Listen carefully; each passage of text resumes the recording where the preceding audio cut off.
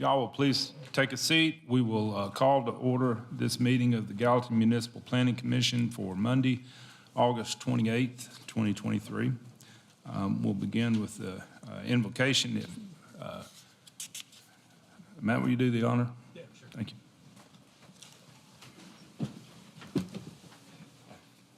Bow. Father God, thank you for another wonderful day and for the privilege to serve our city. We ask that you be with us over these proceedings this evening and give us wisdom and guidance to do good for our community. We ask these things in Christ's name. Amen.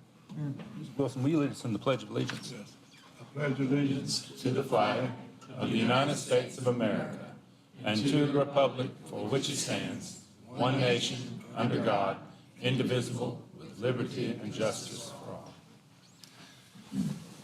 Mary Ann, will you please call the roll? Chair Purrier, Here. Vice Chair Harris, Here. Mr. Wilson, here. Councilwoman George, Here. Mr. Strother, Mayor Brown, Present. Mr. Morrell. Here. You have a quorum. Thank you. Does the secretary have prior minutes to submit for approval? Yes, thank you, Mr. Chairman. I got minutes, July the 3rd, July the 24th. I move for approval. We have a motion on the floor. Do I hear a second? Second. I have a second by Matt Harris. Any discussion regarding the minutes? Yes, on page number 7, there is no number of ayes. I'm sorry, say that again. Page 7, No what? ayes.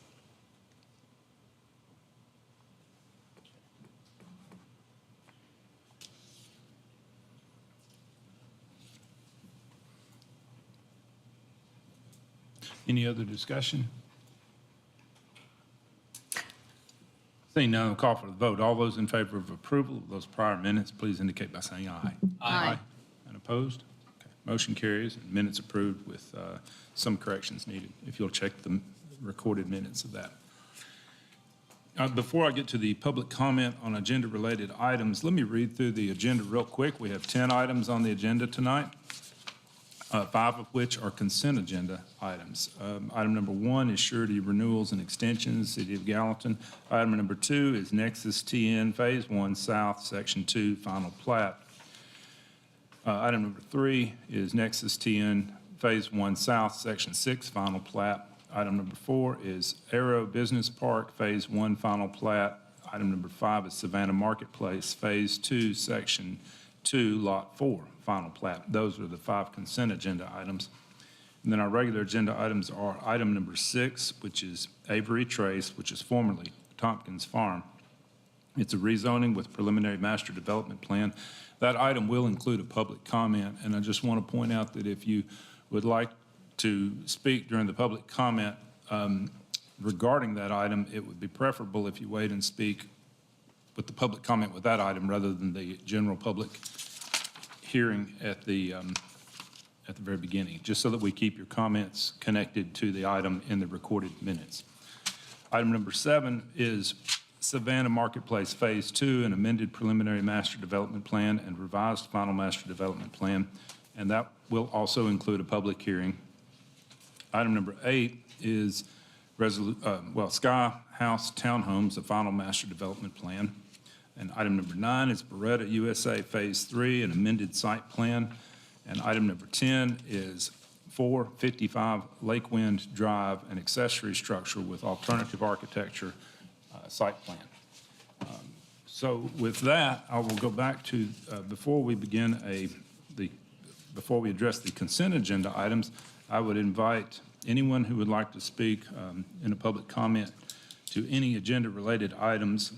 Again, I would suggest, but not require, that you speak to items 6 and 7 with those items when they come forth. Would anyone like to speak on any other item related to the agenda? I'll open a public hearing for that. Seeing none, I'll close the general public hearing and we'll move on to the consent agenda items. I'll entertain a motion to approve items 1 through 5. The consent agenda items are generally non-controversial procedural items that we approve as one consent agenda vote. Move to approve. We have a motion to approve by Councilwoman George, seconded by Mr. Wilson. Any discussion on the consent agenda items? Seeing none, I'll call for the vote. All those in favor of approval of items number 1 through 5 as consent agenda, please indicate by saying aye. Aye. And opposed? Motion carries unanimously. We'll move on to item number 6, which is resolution number 2023-115, Avery Trace, it's formerly Tompkins Farm. It's a rezoning with preliminary master development plan.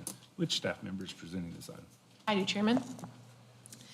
The owner and applicant request to rezone 110 acres from the R40 Low Density Residential District to the R8 PRD Medium Density Planned Residential District with a preliminary master development plan for Avery Trace. This was originally called Tompkins Farm at the work session. This contains 191 single-family detached residential lots and 111 single-family attached residential lots located east of East Main Street and south of Timber Lane Road. Single-family detached and attached dwelling units are permitted in this zoning district, and the clustered master plan comprises housing at a 2.76 unit per acre rate. Please note that the applicant does request a couple of exceptions with this master plan. There is one for the exception to a 30% maximum allowance of townhomes in a mixed building type PRD development, and there are exceptions for the lot sizes of the townhomes. The exception for the lot sizes is pretty standard for townhomes, but the PMDP does indicate that they are requesting 36.8% of the overall unit count to consist of townhomes, and the maximum allowance is 30%. So that does require an exception that Planning Commission can grant. Staff did include revising the plan to meet this maximum as a condition of approval. The PMDP for 302 residential units proposes a density of 2.76 units per acre, which is well below the recommended density range allowances appropriate for the general urban character area in the comprehensive plan, but is more consistent with the more recent infill development patterns while remaining compatible with existing development in the area. The PMDP shows one street connection to East Main Street and a second street connection to Timber Lane Road near the East Main Street intersection. Sidewalks will be provided on both sides of the new street network, and stub streets will be provided to adjacent properties. East Main Street is adjacent to the property will be widened to add a curb and gutter, a grass strip, and a 5-foot sidewalk. Timber Lane Road will also likely require some improvements, even though they are not shown here on the PMDP to meet the fire code requirements. We do have a condition that they will collaborate with the fire prevention group to ensure that they meet all fire code for that road. Buffer yards will be provided around the perimeter of the property within open space tracts, with existing vegetation being preserved where possible.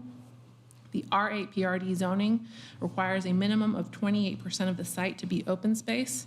The plan provides 57.3% of the property as open space. The owner and applicant submitted conceptual architectural elevations for the single-family residences and townhomes. All residences will be constructed with a minimum of 100% brick on the sides and rear and 100% hardy or a hardy with brickstone combination on the front.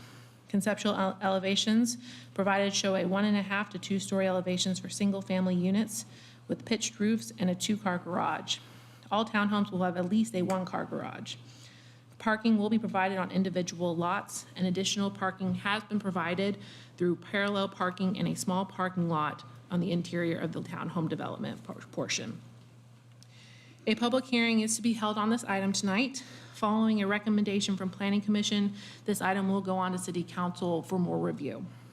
The Planning Department recommends approval of resolution number 2023-115 with 7 conditions. Thank you. Thank you, Jillian. Normally, I would call a public comment and then hear from the developer. Since this plan went through some pretty significant changes since the work session, I would like to do it in a little bit reverse order. I'd like to hear from the applicant, and then I want to hold a public comment and then ask the applicant to respond to questions that might be raised in the public comment. I'm doing that to make sure that everyone gets the most information. John, I will have to recuse myself from this item. So noted. Good afternoon. Thank you for giving us the opportunity to come back and present the revised plan of Avery Trace, which I hope satisfies the majority of the concerns. I do realize that when you do this, that your best efforts can't please everybody, but we certainly strive to do that. Mike, would you introduce yourself? Yes, I was getting ready to. Thank you, Mr. McCord. Mike Stanton, representing the owner and applicant. So following our meeting a couple of weeks ago, I had several meetings with property owners and others to gain additional feedback to modify the current plan in hopes of satisfying most of the neighbors and planning commissioners' concerns. This process, as always, is a collaborative effort. It takes feedback from you guys, from the community, from our engineer professionals, to come up with a plan that works for hopefully everyone. As a result of getting feedback, we believe we're presenting a great plan tonight. We thought we had a good plan when we came in here last time, but this plan, with all the feedback and the things that we've changed, I truly believe it makes for a great plan, not only for us, but also for the community. The revised plan as submitted is in large part a result of comments and design ideas from Mike Binkley. Mike, thank you for those comments. That was good direction, one that we really hadn't thought about, but I'll talk more about that here in just a minute. In addition to the meeting with Mike, I've also met in person with Mr. Beard and Mr. Powers, and also have done a couple of Zoom meetings with some of the larger tract owners, the Smiths and the O'Neills, to discuss the plan.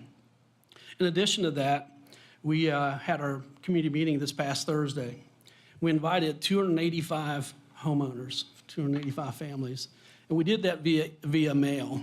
Typically, a developer will put out a sign and hope you see it, but in this case, we felt it was important, and after talking with Jillian, we felt that it was appropriate to mail individually the homeowners in this area a letter so that there's no way that they couldn't see it. So we really wanted that feedback.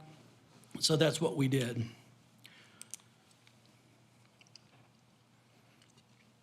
Okay, this is the revised master plan, and I'll go a couple of slides from now, I'll go in more detail as to the changes that we made.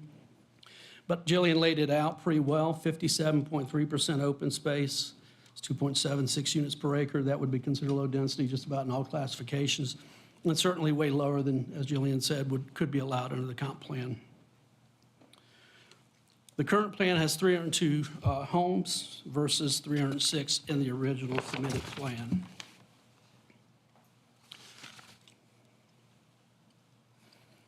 Just for the purposes of looking at the plan side by side, this is a comparison of what we submitted back originally and then the revised plan. So you can see there's several changes in the plans.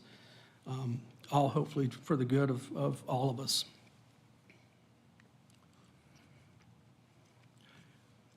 Everyone spoke and we listened. I'll go over the significant changes that we made to the plan based on feedback that you and the neighbors provided. Number one, we disconnected, and I don't think this thing has a pointer that will work, but we disconnected the road that was at the top that is now a cul-de-sac. That was originally, if you recall, tied into timber lane, which meant that any traffic that would have gone that way, and I don't think there was a significant amount, but any traffic that would have gone that way would have gone down timber lane. We agree with that. So we now disconnected that connection, and we also cul-de-sac the lots there, which was some of the other feedback that we heard. So what we did do is we modified the timber lane road to connect into a new road that wasn't on our last plan. This is Mr. Binkley's idea and one that I felt was really good. I told him when I met with him, I wasn't sure that we could do it because there's a lot of things that go into making road changes, and you have to look at geometry and curve ratios and all kinds of other things. In addition, we had environmental things that we had to figure out and work through. So what this does do is it now takes all the traffic from the internal community off of Timber Lane. In addition to that, where we connect at the bottom of the hill at East Main and Timber Lane, that's a bad connection. It's probably one that should have been fixed way before now. But as part of our plan, we will fix that. The problem is that intersection does not align in a perpendicular fashion and creates really an unsafe turn.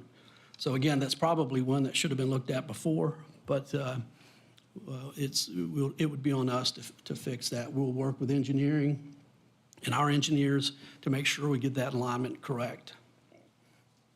We also reduced the home count on Timber Lane from 22 to 8. Pretty big, significant change. That's based on the feedback that we got this last time. These lots are also going to be 100 feet wide by 150 or 15,000 square feet approximately. And that's a change from the 50-foot lots, about 6,000 square feet.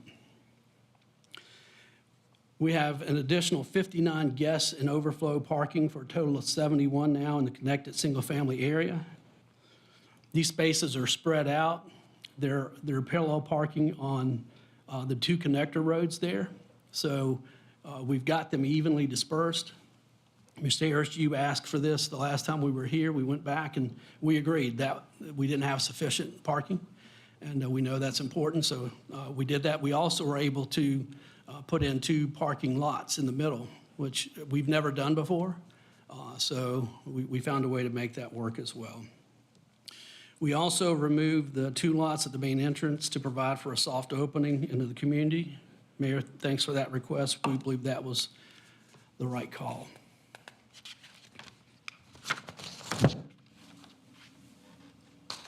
I threw this slide in because I want to correct something I said at the last meeting. It was an oversight on my part, and if I make a mistake, I always want to make a public correction.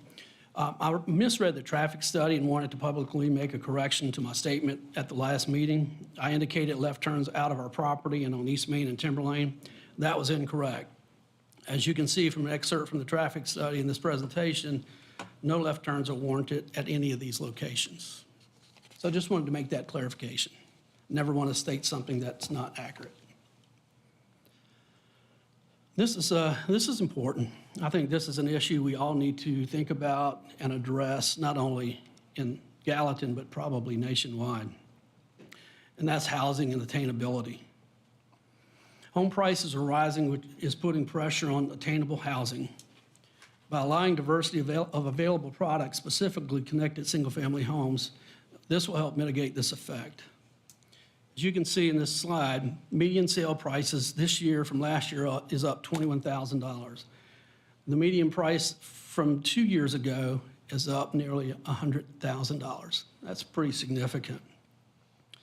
The median sales price now is $440,046. Can't believe it. Up from $343,000 just 2 years ago.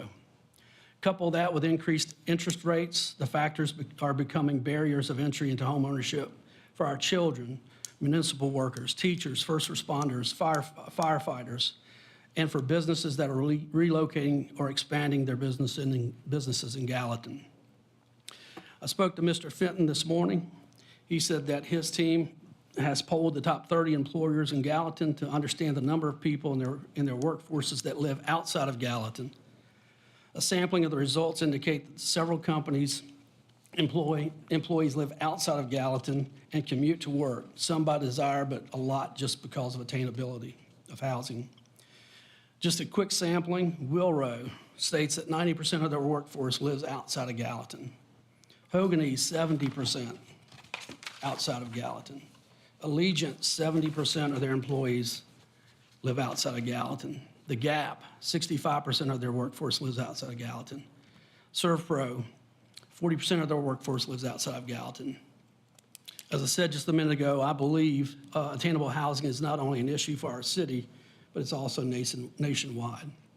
And part of how you fix that is having these smaller cluster homes that allow more density that's clustered. And a lot of people get confused on high density and clustering. Let me go back a couple of slides and real quick. So where the connected homes are there in the middle, they'll look at that and think this is high density, but it's 2.76 units an acre. So there's confusion on what's high density and what's not. If you look at that one segment, you could say that's probably high density within that one pocket, but it's clustered for a reason.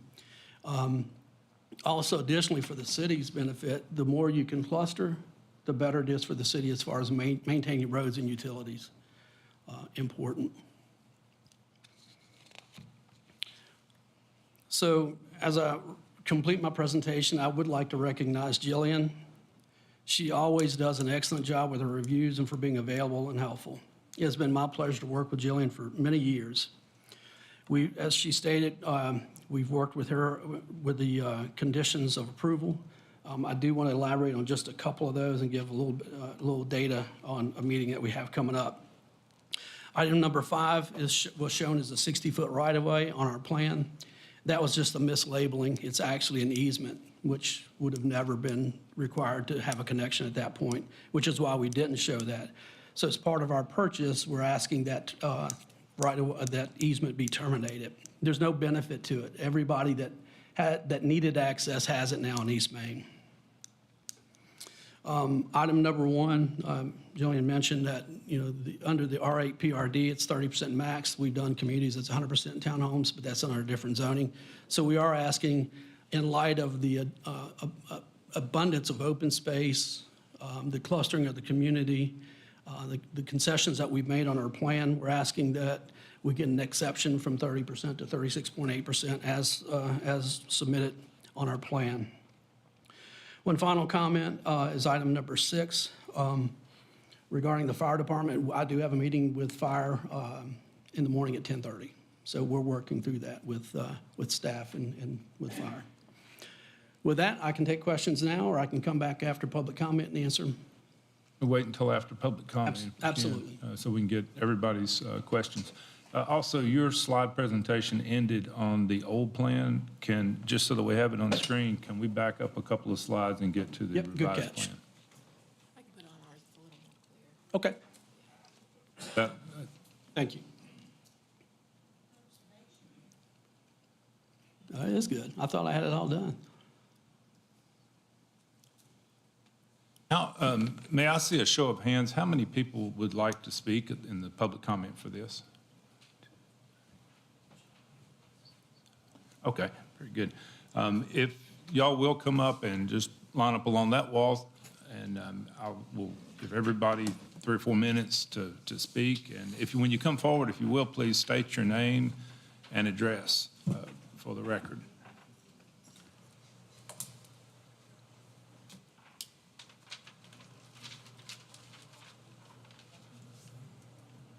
David, you can come on forward, or somebody can come forward first. Are you ready? Yes, sir, please. I'm Mike Binkley. I live at 236 Timber Lane. I want to thank the Planning Commission for all the hard work they do and the time and effort they put into it. I know you don't do it for the money. I mean, I understand that. And I also want to thank the developers for all of their help. I've met with them numerous times. They've really been very congenial, easy to work with. And when I came up here a couple of weeks ago, my real concern was, initially I was told we'd have 8 houses on Timber Lane. We went from 8 to 22. I didn't expect that. I didn't expect a road to be stubbed into Timber Lane. Timber Lane has about 12 residents on it currently. The average homeowner out there has 4.1 acres. So I kind of thought, to put 22 houses up there is more than doubling the number of homes on that street. Plus, you're going to an R8. So even if you back my property out, I've got 22 acres. It still leaves 2.5 acres per homeowner. So I met with the developers. We sat down and we talked about it. Then I looked at it that night and I thought, I think I've got a better idea. And we all like to think we're smart, the smartest person in the room, which I know I'm not. So I came back and we met with Mike again, and we came up with this idea, which is the present plan that y'all are seeing. So from that standpoint, I am pleased with the fact we're down to 8 houses, that the road is no longer stubbed in at the top of the hill. And that was my main concern from the very beginning. I'd also like to address the situation. I went to the meeting Thursday night there at the country club. I spoke with Smith Douglas, the builder out of Atlanta, and they assured me that all the homes would have 3 sides brick with hardy board or stone on the front. So I went to one of their developments on Friday over in Lebanon, right off of 70 on Horn Springs Road. And I didn't see a house over there with brick. I went into the model home. I spoke to the lady there who was the sales agent there at the model home. And she said, well, I've never seen them do a house with 3 sides of brick. So that was just what she told me. I'm not saying that's the gospel, but I do want to make sure this is a really nice area of Gallatin. This area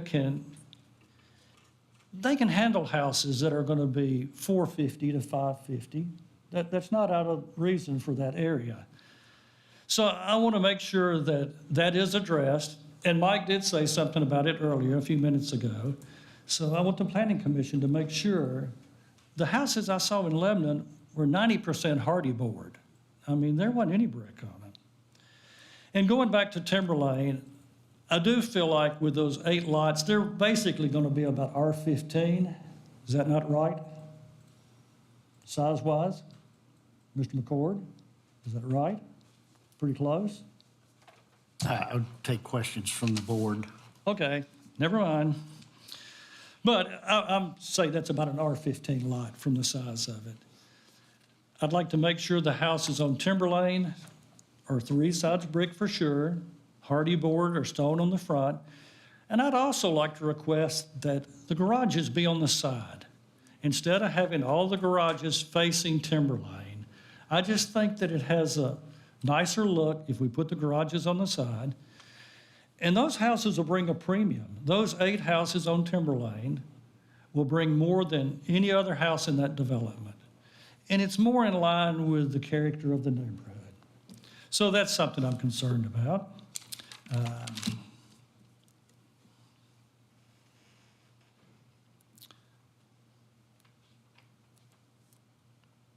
That's really all of my real concerns. And I'll tell you again, the developers, I met with Rob, I met with Stan, I met with Mike. They were very willing to try to compromise, make it work for the neighborhood. So I'm okay with what's happening to Timber Lane. Everything else that's taking place, that's up to engineering and things with the city. And I do hope that they straighten out the angle, which they say they're going to do there on Timber Lane. Because if you come out of Timber Lane and you make a right turn currently, say you're going to the country club, you cannot do that without getting on the other side of the road. You'll end up facing the traffic that's coming towards you. So those are just a few of the issues that I had. And I'll tell you again, I appreciate the hard work you do and your consideration. And I'll say it one more time, the developers have been very open to any suggestion I had, and they sat down and we worked it out. So thank you. Thank you, Mike. Hey, I also want to correct something. I said everybody line up on the wall. I just realized that at 4 or 5 minutes apiece, you folks back there are going to be standing for 45 minutes to an hour. So please feel free to have a seat, and I just a couple people line up and get ready. I didn't. On the timer. Thank you. And next, Mr. Deere. Hello, everyone. My name is David Deere. I live on 805 East Main Street. And I was unable to attend the meeting on Thursday night, but I had an opportunity to get a plat and looked over this because I was out of town. First of all, I'd like to say that I support development of the property. There's no question about that. It's R40. It's been zoned that.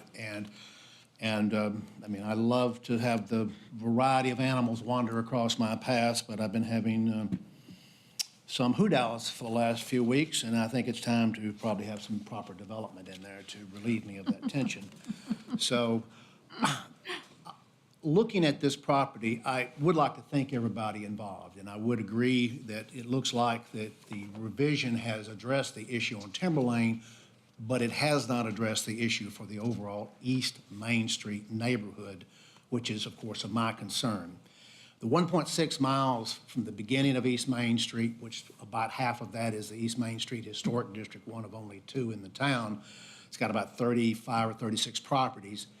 From there all the way to the light on 31, 1.6 miles, I counted 67 residents, detached residents, and 6 or 7 duplexes. So that's a handful of homes, and we're talking now about 300 added to that. If you include Odoray, which I think is R8, which is very dense, or you take in Faraway Hills, which both of these are only outlet is on Main Street. That's about 50 more. So you're talking about 125 residents that have access directly to East Main Street without any other alternative. And that becomes very important when you talk about the traffic issue.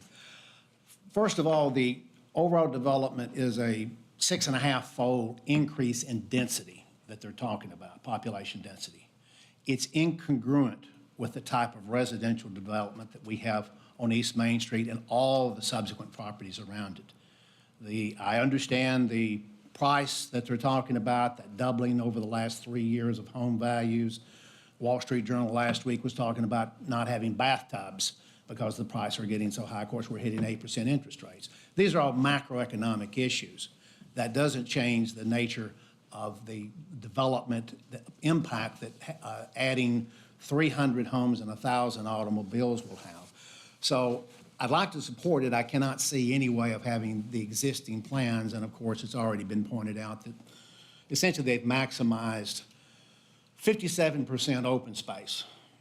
So they keep referring to 2.7, I think, but that's including that entire 100 acres, not the actual living. So it's very dense properties. And you have to think about the overall values. If you look at the Faraway Hills, which I think is R15 versus Oda Ray, I mean, that's a good beta test right there. And the valuations on those over time is a good beta test also. So I would like to request that this R8 zoning not even be considered. It should be something other than this to be considered. And of course, one concern that I've brought up several times in calling the engineering department, anyone familiar with East Main, these two properties, you have Sunset, which is one exit, and they have Timber Lane, which is the other. There's a hill at the beginning of Timber Lane heading towards 25, and in the opposite direction, they're about equal distance. You have a 4-second side of vision at 35 miles an hour. And I can assure you that while most of us drive 35 miles an hour, we're a collector street, and I've had 3 mailboxes knocked down in 20 years. One of them totaled a car. So you got 4 seconds, you're going to have 1,084 parking spaces. Pulling out about 200 yards apart onto one area, and of course, I don't even know what the emergency people are going to say. If you had that road shut down, you're not getting into that property. I mean, they're 200 yards apart. You can think about any type of electrical. Just use your imagination. If those two places are closed, you're not going to get into the community. So it's very difficult to get into. I would think that Enoch might be another way, but of course, again, if you look at Enoch Hills versus Faraway Hills, those are nowhere near the density of development that they're asking for here. So this is an issue of maximizing as much people as you can on a very small property. I can't support this type of density of development, but I do want to see it developed. Thank you very much. Thank you, David. Next. Good evening. Thank you. My name is Mark Algrim. I'm at 855 East Main Street. A couple things I'd like to start off with. First off, thank you for the gentleman who's representing the owner. But I'm going to say this. You haven't talked to everybody. My property is at the boot over there, and actually I have the most exposure as far as number of homes because it not only goes out my back, it goes all the way down my driveway. So speaking to Mr. Smith and Mr. O'Neill, really doesn't affect this in any way because they have very little as far as number of homes adjacent to their property and looking out their backyard. What I do want to reiterate is what the gentleman brought up to you on traffic. East Main Street is a feeder line. Try coming out in the morning, try getting out in the evening. Sitting out here, and I mean, just look at his trying to get home on East Main here, going out Hartsville Pike, going up Broadway. And this is now. I mean, you're talking about adding 300 more homes. You're talking about a dense population. You're talking about adding several other things, 2,200 homes down the Nexus Plan. You got 49 homes just off of Old Scottsville Pike that you're just building. You just finished Enoch Hills. You know, I've got apartments down at Littlestone, the Meritage Homes. You've got several other plans that are in operation. So you're not going just to add these 302 homes. You're going to add an entire community onto 386. So the discussion of commuting is not really going to be moving, it's going to be a parking lot. So there's no safe access getting on the roads. People are going to, cause more accidents than what they do because they're going to get frustrated. So my concern is not going with R8. We should be looking at something maybe less than R40. I understand people are, own property, they're able to go ahead and develop it. But at this dense, I don't see it being a benefit to the community in any way or form. In fact, I find it's going to be more detrimental, including adding waiting times, health hazard issues with, more fumes and so forth, and the fact that we have no safe way of walking or getting to or from town, on East Main. And then the other part is, I take exception, there will be left turns coming out of Timberline, getting on East Main, because that's the way you go to downtown. So pretty much, I've said, I don't want to keep on going and reiterate what everybody else says, but thank you for the opportunity. Thank you, sir. My name is Jeff Preston. I live at 193 Timberlane Road, right at the top of the hill. Have lived there or owned the property since 1990, but I can go back even further than that. My parents bought the property in 1968 when it was a one-lane gravel road. My mom had to sell the house in '85. I bought it back from the people that bought it from her in 1990, so I have intimate knowledge of this area. The property, the Tompkins Farm, is a showplace. It could be the showplace of Gallatin subdivisions if done correctly. It's stunning property. The cul-de-sac that they put at the top of the hill now, whoever gets those houses are going to have one of the best views in Gallatin. Used to be a barn there. I'd play in as a kid. You had an incredible view. So the property, if done correctly, can be done very, very well. And again, I want to thank all my neighbors for keeping me informed. I'm currently working for the Department of Defense in Florida, so I've had to do all this from a distance. And they've kept me informed, sent pictures, information. It really helped keep me up to date. And I appreciate the developers by listening to them. And the changes they made on Timber Lane were some of my major concerns. In fact, I put a PowerPoint presentation together. It's up on YouTube on my channel under Tompkins Farm Development Concerns, if you guys want to watch it. I started to send a PDF to all of you before I came up here, but the file was too big. I'll send it, I'll produce it, send it again. Because I'm a visual guy. So while our concerns on Timber Lane have been addressed well, my main concern that's already been brought up is just safety. We're concerned about those who live there now and people who are going to live there in the future. It's already been pointed out. When you come off Timber Lane, it's a 130-degree angle you're looking back. If they're going to straighten that out, that's good. That doesn't eliminate the fact that you're still 360 feet from a blind hill. The sign on the other side of that hill has said caution blind drive. It's been there for years. If you grew up in this town, as teenagers would like to try to go airborne over that hill. It's just part of growing up in Gallatin. Well, unfortunately, a few years ago, somebody did that and died. They lost control of their car, hit the telephone pole at Timber Lane and died. There's been multiple wrecks coming out of just Hampton Place. I know Teresa Crownover. She told me the other day when her daughter first got her license, as soon as she pulled out of Hampton Place onto East Main, car topped the hill, hit her. First day with her license. So that's the reality that we know as residents. There was a traffic impact study done, which is amazing. It's 116 pages long. It's impressive. Data and graphs and charts. It ran through computer programs to do all kind of projections. Only problem with that's what's called analysis paralysis. There's so much data you can't possibly absorb it all. But the bottom line, that was done May the 23rd on a Tuesday. They did a traffic count. Now, how do you get an actual accurate traffic count on one day? We live in Gallatin. We know there's going to be good days, bad days. We can get through town in no time. Other times it'll take us 45 minutes. So we could basically take that report. While it was impressive, just ask the people who lived here for decades, what's the traffic like? We'll tell you. We know that if we pull out, in fact, when I first got my license, I was always told, pull out of Timber Lane fast because people come over the hill. You can't come out of there slow. It's still true today. And I did this on my PowerPoint because I try to visualize everything. What we see on maps like this, we don't see the contour and the surface of the land or the lay of the land. So if we're coming off Where Steve Sudbury's place is, where the Blind Hill starts, that's 360 feet down to Timber Lane. You got about 650 feet to the next proposed entrance across from Sunset.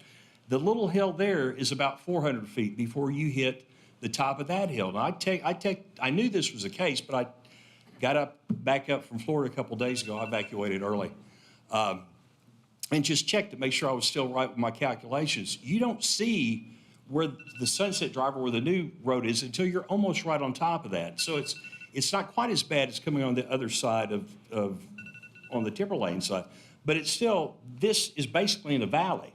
Now, if you're going across town, this was reminding me this morning, when you come across going towards town past Sunset, there's another little road there called Francis. You have 150 feet when you come across that, because there's a car pulled right out in front of me. So you only have 150 feet to adjust to that.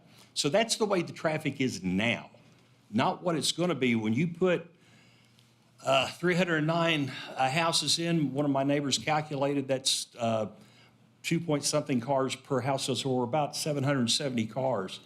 Now, if you want to give a visual on how many cars that is, average car is 14.7 feet. Put that bumper to bumper, that's only over 2 miles of cars. You could line cars bumper to bumper from Timber Lane, go all the way down here to the Crystal and past it. That's 2 miles. That's how many cars would be. Obviously, they're not going to be at the same time, but that gives you a visual just how much of an impact that many cars is going to have on East Main Street, which is, you're not going to, or you can't widen that. You don't want to. It's a historic district. We have beautiful homes up and down there. I forgot. I've been away from Gallatin for a while, so I forgot just how gorgeous East Main Street is. And we want to maintain that and not have just tons of traffic. It's not needed. It's not needed. So again, it's phenomenal property. Could be done, could be a masterpiece of town. Let's just do it right. Thank you, Jeff. Yes, ma'am. Hi, my name is Teresa Bowles. I live at 118 Sherry Circle. I had not intended to actually say anything this evening. I had actually just come to hear what everyone had to say and get information so I could possibly, maybe if I needed to, wanted to speak at one of the council meetings. But I just wanted to reiterate my concern about traffic. Every day that I come out on East Main, that particular part of Sherry, there is a blind drive coming from the left, and I have to be very mindful every morning as I leave because the speed limit is not abided by on a regular basis. Regarding traffic, one of my main concerns, in addition just to the additional cars traveling on East Main, I have a big concern about the side streets. There are a lot of cars that are learning the neighborhoods, and people learn ways to get around town on side streets so they can get to the main streets faster. I have a big concern that with an additional 600 plus cars, that's going to affect safety. In my particular neighborhood, we do have children. There are a lot of homeowners who walk their pets. I have safety concerns regarding that. My main concern is about traffic, but I have concerns about sewage, drainage, how that's going to affect the neighborhoods or then the community in general. We all know that we've had electrical outages a lot more in recent months than typical. I don't know how that's going to, these additional homes are going to affect the electrical grid. But another, one of my big concerns outside of just that, regarding the notification about the development, I received my letter from the development company on August 3rd. The postmark on the envelope was August 1st. The date on the letter was July 17th. So I didn't know that this was even happening until August 3rd. After I got the letter, I drove down and saw the very small sign that's right where the development is going to be. But other than that sign, I had no way to know anything was happening. And that was very short notice. My mother, who lives on the other side of Sherry, got the same letter, same post date. I think there was not enough time given to the residents to investigate, get more information, and get to the meeting that was conducted this past Thursday. I'd like to get an answer to a question regarding the meeting from this past Thursday. I know that it was stated that 285 families were sent notifications via mail. I'd like to know how many families actually showed up. Because when I arrived, I think there were maybe 15, maybe 20 people, families that had shown up. And I think that was really impacted by that. So I just want to reiterate my concern about safety and possible get an answer to that question. Thank you. Thank you, Ms. Bowles. Yes, ma'am. Good evening. My name's Marty Brooks, and I live off Hampton Place, one of the streets we have not talked about as of yet. We've talked about Timber Lane, which is important, and East Main, certainly, Sherry Circle, but Hampton Place, when they straighten the road from Timber Lane, it's going to shoot straight into Hampton Place, which is a connector for 31E. It is very difficult at times to get in and out of that subdivision on 31E, particularly when there's ball games going on and there's so much more development down the road. So having 302 houses, you figured at least 2 cars per house, 604. A lot of them are going to come down to Hampton. I have a diagram of a potential change to one part of Hampton that would create a traffic circle. There was an excellent article, if you call it article, on NPR about the increased safety and savings of lives and property value and injuries with traffic circles. So that would be an issue. But there's so many houses, there's so many cars. It could be a lovely place, but the number of houses just frightens me completely. Mr. Starr said that the master plan changes had Timber Lane and Hampton straightened up to move traffic, which moves traffic more directly to Hampton. And he also talked about having significant increases for parking within the subdivision. Again, those cars aren't going to just sit there. They're not going to come out at the same time. But 604 cars is a lot. So I will save my diagram for another time because hopefully there won't be quite that many houses. Thank y'all very much. Thank you, Ms. Brooks.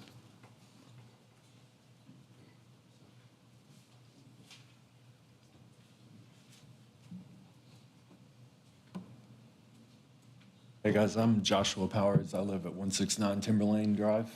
And I was actually going to say something about Hampton Road as well. With that many more cars, like it or not, they're all going to turn out off of Hampton and go all the way to get on 31. And it is very dangerous. I'd recommend everybody to drive down that road at 5, 6 o'clock and see what we're talking about. And like she said, going to the park, they'll fly down the middle road. I mean, there's been several times we've almost been hit because someone just runs straight down that path, 60, 70 miles an hour. They don't care. They're just trying to get into the ballpark. I've kind of talked to Mike and them, and it's a beautiful spot, like everybody said. And I just think, I don't know why we're doing the small homes in the middle. That really concerns me. The area is too nice to do that. I think they need to go back to the plan, less homes, nicer homes, go the bigger square footage. Across from the golf course, there's some pretty nice homes over there, or even Enoch Way. I drove there today, trying to see if there was any way they could try to come out that way. Enoch Way's got pretty nice homes. And I think they're trying to put cookie cutter homes in there, and it's too nice of an area. We've lived in Portland, Tennessee since '88, and we moved here about 5 years ago, and that road is special. Me and Brandon, we're kind of lucky. A house burnt down, and we got 2 homes there. But we're the only new people there, everybody's been there forever. It's really special. I think they should change it out and let us have our landscape, or, it's their road with all the trees, but I think if you put your houses and had it back in, kind of like the other subdivision on the other side of us, I'm not sure what that's called. We have like little areas so we don't see homes. It's nice. I know that's not everywhere, but there's just so many concerns of that road. It's very dangerous. I'm thinking my kids are, 8 and 9, but when they get older, it's a very scary road to turn off of either way. But we turn left all the time to go into Gallatin. My wife works at the hospital, so I wasn't sure what that meant. But just voicing the same concerns. I think they needed to go back, redo it, make it beautiful, but I think it needs to be shrunk out a little bit. And then I'm still concerned, I know they said they did the cul-de-sac, so they aren't going to Timberlane, but that other one, why wouldn't they tie that in on phase 2 to go back to Timberlane? That's another concern, because I'm trying to write down concerns. Where are you talking about? Well, see, at the very end, it just looks like I guess it's where they stopped it, but if it was the actual end, when they cul-de-sac it around to build more homes? So that kind of concerns me, that they're still going to try to somehow get on Binkley's property to do Timberlane. So just, those are my concerns. Okay. Thank you. Thank you, sir.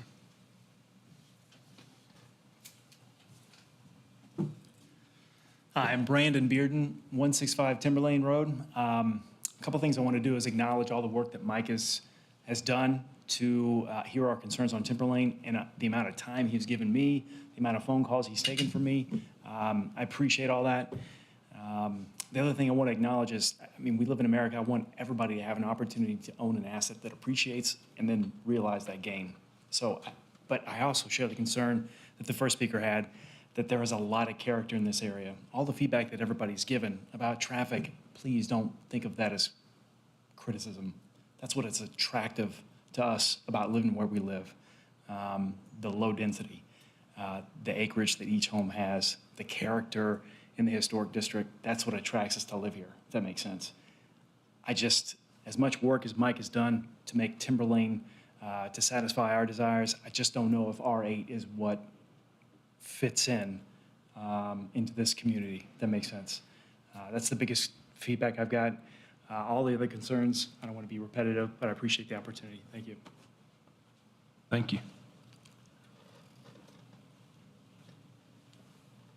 And my name is Michael Foster. I live at 223 Timberlane Road, and I just want to address some things. Little history about myself. I grew up in Country Club Estates when it was developed, and I had the opportunity to be a teenager in that area. The Miss Wright, I don't know if any of you guys know, some of you probably do, Mel Tillis, where he built his house, it was a Miss Wright that lived where Mr. Sudbury lives now, and she had a stable behind her house, and I would go up and ride horses on Mr. Delbridge's farm. And so I'm, along with Jeff Preston, long history there. I had the opportunity as a young man to buy that property when it was auctioned off. I owned 6 acres on that piece of ground. So the catching air on the blind spot is something that I don't know if it happens today, but it happened back in the day. I want to address some things. It strikes me that what I'm hearing and what I'm seeing is that no doubt in the world that the Tompkins love Gallatin. None whatsoever. But there's also no doubt in the world that the people up and down Timberlane love Gallatin too. I've been there forever. The Prestons have been there forever. Mike's been there since '85. The joke is it's like Hotel California. You move in, you never leave. Nothing goes for sale on Timberlane. One of the biggest concerns tonight that I've heard, and one that's a concern of mine, is the dangerous traffic that will take place when this is fully developed. Timberlane is a dangerous road when you get to Jeff Preston's house. You cannot see over that hill. My wife and I were met yesterday. We were leaving our house, and a pickup truck that we were not familiar with was heading up Timber Lane, and they were more speed than normal, and we had to get off to let them get by. If that had been a construction vehicle, which I addressed last time, it could have been worse, because a fire engine, an ambulance, a construction vehicle, when it tops that hill, there's not a lot of room for error. I understand they want to straighten it out at the end of Timber Lane, but the straightening out there also creates an issue, because Hampton right now is a cut-through. I hate it for the people who live in that subdivision, but it is a cut-through. Triple Creek Park is like a beehive when people come out of there and go in there. It's just a constant. It's a beautiful park, not grumbling about the park, but it adds to the traffic. East Main Street, in the mornings when we're all going to work and we're all going to school, it's backed up now. If you leave at a certain time, it will only get worse, because if you have children, those children in that development will probably go to Venus Stewart. Well, to get to Venus Stewart, you've got to back up to take the left to get on Hartsville Pike. So that traffic is going to add to that, and add into what Jeff said. When a lot of times when we're out of town, we're on a vacation or coming back into town, when we hit East Main Street, I'll look at my wife sometimes and I'll say the prettiest street in Sumner County is East Main Street. It's the historic district, and before it was the historic district, I remember some of those houses were deteriorating, and one of the houses particularly it turned into a triplex, and now it's back to what it should be. I just ask that you would consider strongly driving up and down East Main Street, observe the Hamptons, drive on Timber Lane, and look at what we're doing, because we're talking about lives. I have no problem with the development. I wished it wasn't as dense as it is. I'm happy that it's gone to 8 houses rather than 22. I would ask that it be part of the agreement, or however you want to phrase it, that I understand that it's phase 3, that there cannot be a comeback down the road. Instead of 8 houses, it be 15 or 20 or 22, that remains 8, that it cannot be changed.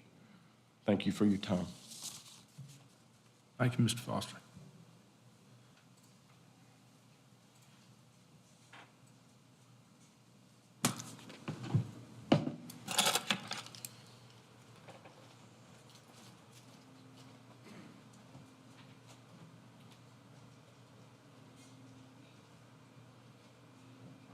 My name is Steve Sudbury. I live at 1325 East Main Street. I also own 109 Timber Lane, 129 Timber Lane. And I met with Mike today a little bit. I have not been able to make the other meetings. The new plan looks better. As most of y'all know, I developed Ray Estates and developed Faraway Hills. And they turned out nice. Everybody said we'd never sell a house in Ray Estates, and because we had single family on one side and triplex on the other, and he sold them as fast as he could build them. So I think what nobody realizes is everybody likes what they got, but things change. And I served 12 years on the Sumner County Planning Commission. And I used to hear people say, I love looking at the cows. It's what I like to do. That's why I moved out here. If you didn't want to change, you should have bought it. It's pretty much that simple. Now, let's talk about traffic. I've been there since 2003. We have seen a couple of wrecks. As somebody stated, we had a guy decide to jump the hill. I saw a Mustang jump the hill one night when I was getting my mail at about 130 miles an hour, and the first time his wheels touched down was down by Faraway Hills. How he saved it, I'll never know. It bounced twice, turned right, turned left, and he got it straight and went on. So they do that, okay? My dad always said every kid was alike. Some got caught and some didn't, and some lived to tell about it and some didn't. And I kind of feel like, you know, when you send your kids out, they're going to do things you don't want them to do. You can't watch them 24/7. The Timberlane, when I met with Mike today, the new route to turn Timberlane and to straighten it into the Hamptons is great, because that road is hard to turn back on. Because I own both those houses over there, I've been down that road, I don't know, 700 times probably. It's hard to turn back. He's right. You can't turn back unless you take up everything on the left, and you still have a hard time keeping it in the right-hand lane when you turn. But here's the only issue I had, and Mike said we could work this out. When you move that road over, if you don't leave Timberlane where it is, I'm not going to be able to access my two properties. So I have asked him, and I will ask you here tonight, I like moving it over because it makes it for a better road. But I would ask the city then to release that road and let me take that back into my property so I can access it. I would like to build on that corner lot at some time. I just got through putting in 2 concrete driveways at the small house there where I rent. There's a lot past that house to build on, and I also own the easement that goes around to the gentleman in the back next to Cleo Spears. That easement is part of my property, but it's a permanent easement there. And he can't get cut off because he has no access from Faraway Hills. That is his access to his property. And I did know his name, but I can't think of it. He was in the roofing business with Kerry Parker at one time. I just can't think of what his name is. He lives in the back part, so we can't cut him off. But when we make the curve on that road, I've got to be able to have access from there down, which would just be moving my driveways over and connecting them to the new road, but I've got to have the property to be able to do that. I have no problem with it. I think it's a good move. Now, if you want to talk about East Main, I've been out there since 2003. It is a road where we have a number of people that walk. We don't have sidewalks. That's the city's responsibility. And they should have been there a long time ago, but we don't have them. You could put in a roundabout somewhere on that road and slow that traffic down. We have another problem, as the gentleman talked about, going through the Hamptons. You go through the Hamptons, sometimes you can get right out, sometimes you can't. But guess what?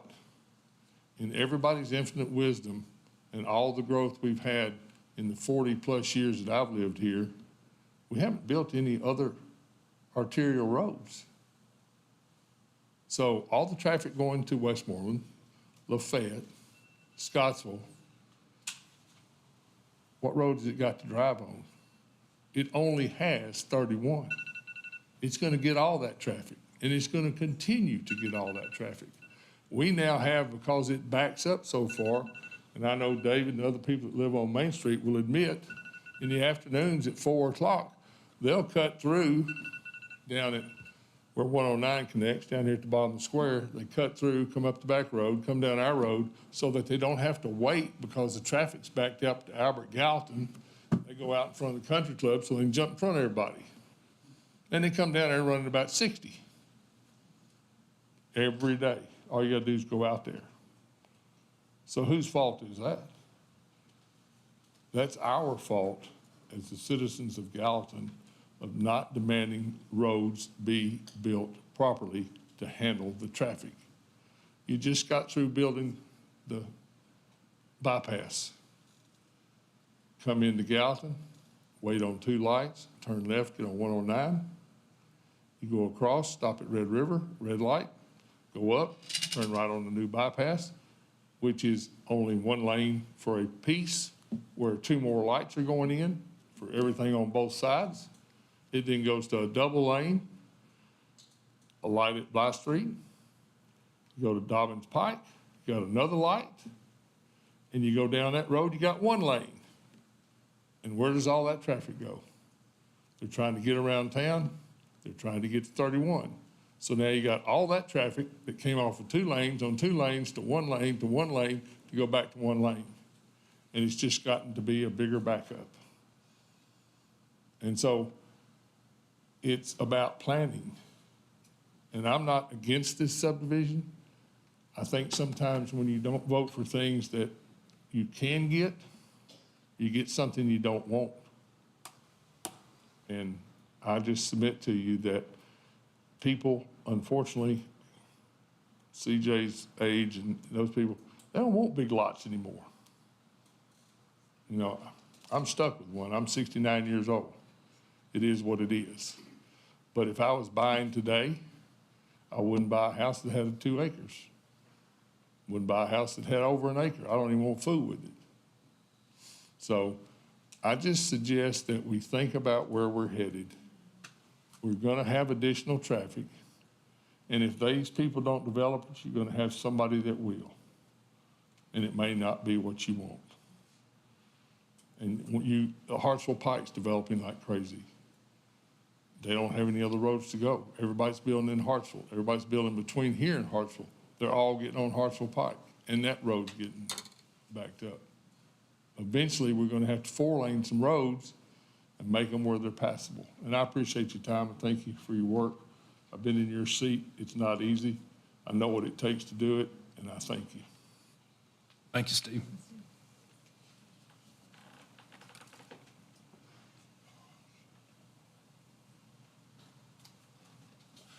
Can I have a show of hands for others that would like to speak in case somebody came in late?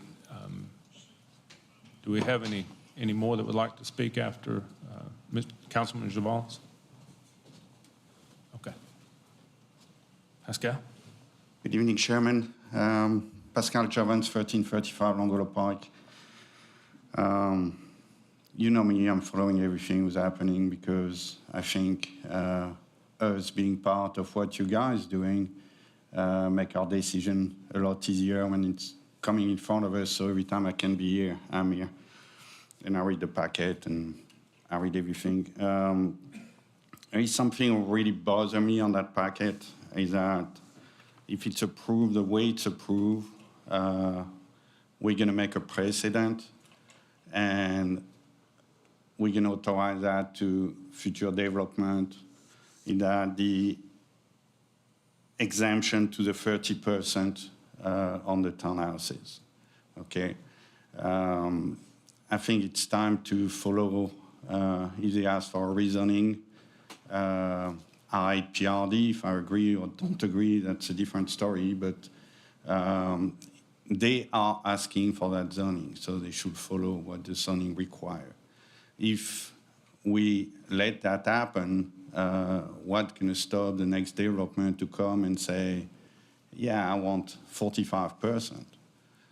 And when we're going to say no, they're going to turn around and say, yeah, but you approved that guy 38 or 34, so why not approving me?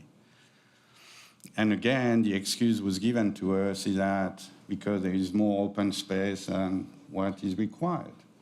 The stuff I learned to do when I was in the Army is to read topographic map.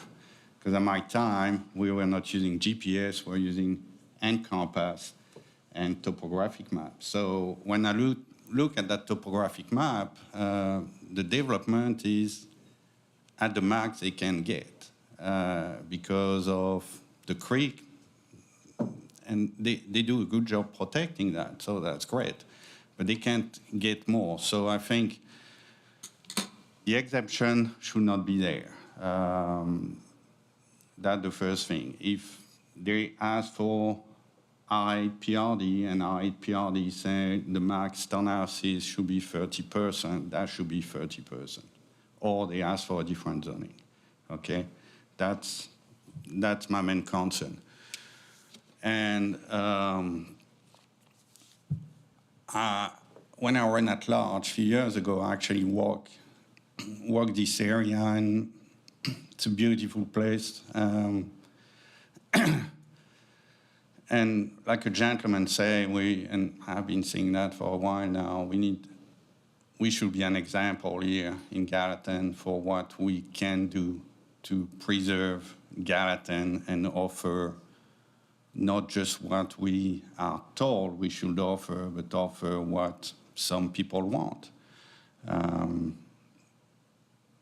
And I think, like it says, I read it again because I like to read things.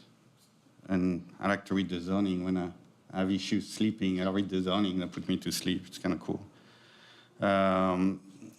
PRD district development should be harmonious and not conflict with the surrounding residential neighborhood.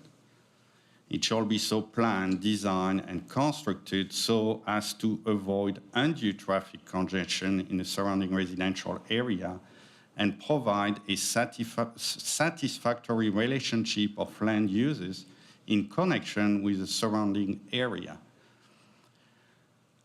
It's there, harmonious and in connection with surrounding area. So I think when we look at what's around, I think the lowest zoning adjacent is R10, if I remember well, because the map is full of colors. So, you know, the developer did a great job, address one side, and I appreciate his working with people. But again, I think that doesn't fit there. I think that should be more bigger lots because there is a market for there. And I'm not going to read it to you. I actually pull a market trend today for this month, and they're actually saying that people now want bigger lot and are going away from townhouses. So, but again, my main concern is this exemption required, because if you let that pass through, that's going to come in my district at one point. Thank you for your time. Thank you. Yes, ma'am. Certainly. I'm Jane Sudbury. I live at 1325 East Main, also own property on Timber Lane. My only thing is, East Main has always been bad, always. The police officers sit across from my driveway every other day and catch people. The problem is, they don't pay attention to the speed limit. If you put in 2 cul-de-sacs on East Main to carry this problem, getting in and out, you'll slow them all down.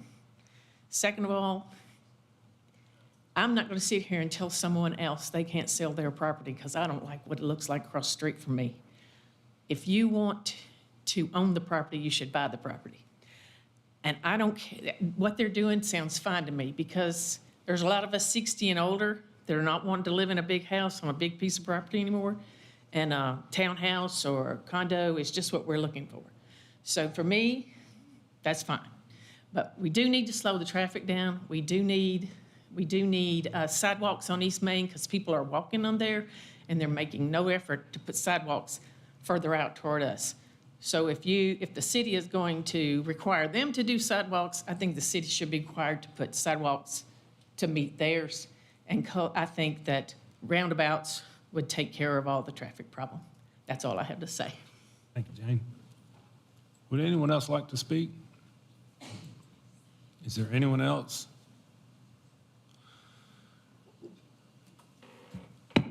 At that time, I'll close the public hearing, and I'll say that, Mayor, it sounds like we need some traffic enforcement on East Main Street.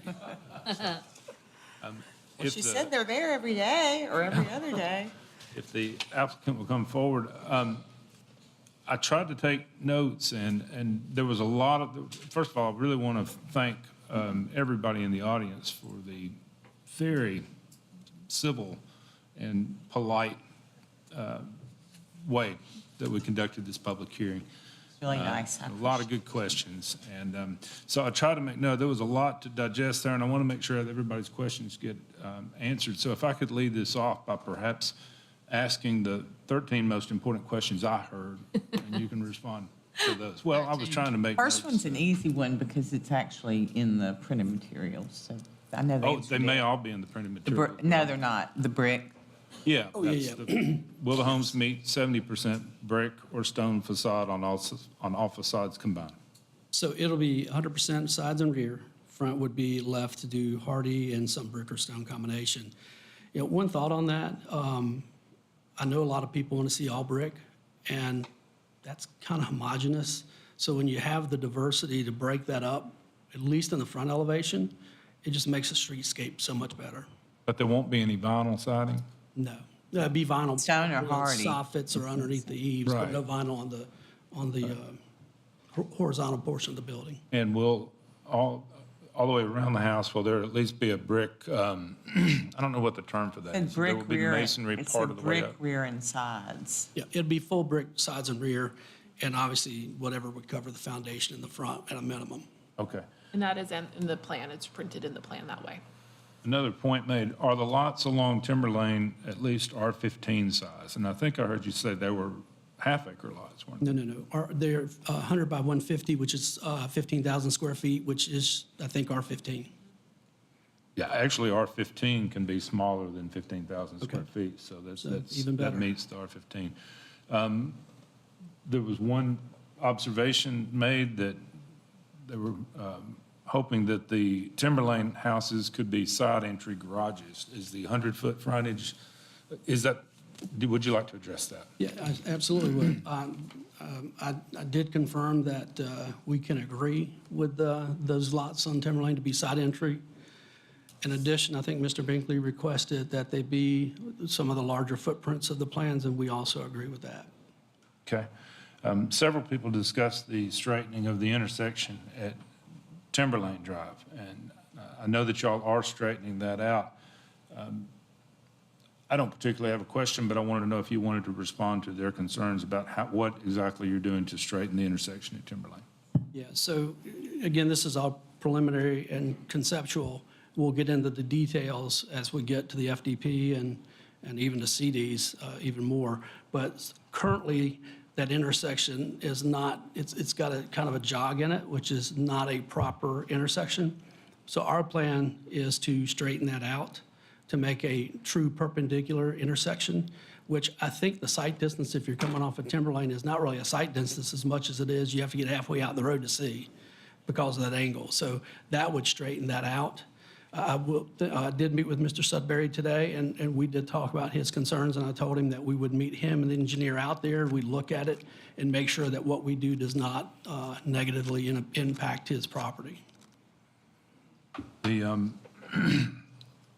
couple of people made the comment that the density is not congruent with the surrounding development, and that PRD, it's noted that PRD should be comparable to the surrounding area. I know that there's no way you can make it comparable to those large estate lots there on East Main, or Timber Lane, but as far as being comparable to what's across East Main or to the south of the property, can you tell us what size lots are in the surrounding area? Yeah, so I don't have all the details on that. There is, I think Jillian spelled out pretty good the different zoning classifications around us.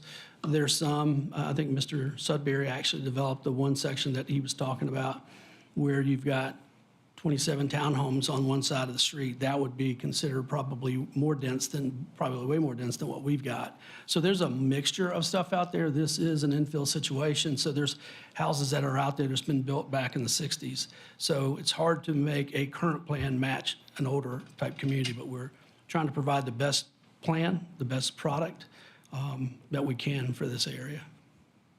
One gentleman, Mark, and I can't read my own writing, I'm sorry. May I interrupt to just say, per Jillian's report, she has on here that the surrounding properties are R10, R20, Ag, R15, and R8.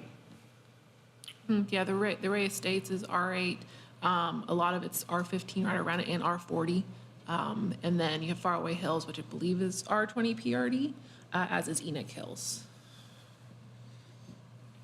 One gentleman asked about your comment about the no left turns. I think there might have been a misunderstanding, but do you want to respond to you were referring to no left turn lane right? Yeah, no left turn lane. What I said in the last meeting was they'd be left turn lanes out of the main entrance, out of when we were connecting at the top to Timber Lane, and also at the end of Timber Lane. And per my presentation, and what the traffic study shows is that was never warranted. I just misread the report. So I wanted to correct that on the record. Okay. One person asked about the intersection at Timber Lane and East Main, and there's a blind hill. I was conversing with the engineer beforehand. You can respond to this, or the engineer can. What is the distance to the blind hill? And the speed limit is 35, is that correct? Does that meet the distance requirements for that speed, or does somebody want to elaborate on that? Or your traffic engineer, that might be a person to elaborate.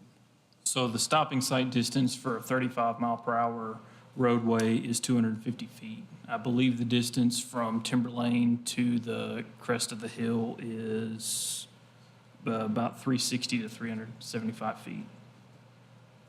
So what would that stopping distance, what would that sight line distance of 300 and something feet be adequate for what speed? Per the AASHTO Green Book, it would support a 45-mile-per-hour stopping sight distance. Want to add anything? Or We agree unless Rich has something additional. There was concern about, there was concerns about cut-through traffic on side streets, such as Hampton Place. Does the traffic study that y'all did, or I think you have a level 1 traffic study, is that right? I know we did a traffic study. I'm not sure about levels. And I'll address, and actually Rich can address some of the questions or comments about one day, is that common? And, but Rich, do you have anything you want to address? Yeah, I'm Rich Phillips, RG Phillips Consultant, 106 Mission Court, Franklin, Tennessee. In terms of the specific question, in terms of looking at traffic distributions, we did apply 20% of the traffic as access in US 31E via Hampton Place. So 80% of the traffic on East Main. Okay, that's a very clear answer. You said 20%, you anticipate 20% of the traffic would access through the side street in Hampton? Okay. How many trips per day did the study estimate for the whole subdivision? The number of trips per day on the subdivision, give me just a second to find the table in the report. The single-family homes, 191 single-family homes are estimated at generating 1,830 trips per day. Roughly 135 in the AM, counting entering and exiting, and a little over, let's see, 180 something in the PM, and then the townhomes, 796 per day, a little over 50 in the AM, and about 70 trips in the PM, counting entering and exiting. To back that up, the total daily trips from both the single-family homes and the townhomes, 2,626. And as several people did point out, that's not all at once. And the total generated trips there would be 47 trips anticipated entering the development in the AM peak and 140 exiting the development, which, 140 trips exiting the development onto East Main is less than 3 per minute. So it's, to put it in perspective as opposed to looking at it in, all at once. Then in the PM peak, expect 152 vehicles to enter the property and 94 vehicles to exit the property during the PM peak hour. And so, again, less than one vehicle less than 3 vehicles in a minute. Okay. There was also, just to clarify, one point on the traffic counts, it is common to count on a single day. We counted on a day where school was in session. I think it was the last day that school was in session. There were school buses in our videos that we recorded. So we did capture school traffic. We also look at the TDOT counts, and it was pointed out in staff report, there's around 2,600 vehicles per day on East Main Street. And when we look at our traffic counts to see if they're roughly in line with TDOT counts. And during the AM peak and PM peak, that generally is around 8 to 12% of your daily traffic. And then that's what we found from the counts that we did. That was roughly in the 10% range or so of daily traffic from the existing counts we did. So it was within normal, so there's no reason for us to think that our counts are anything but relatively normal. But I just make sure I understood what you said, right? So the existing, there's about 2,600 trips per day on East Main? Yes. Okay. Yeah, for 24 hours.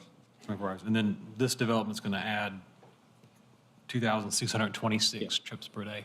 And yes, but it gets distributed as, as traffic leaves, like I said, 20% toward Hampton. Some will go toward the north, some will go south and go to other streets.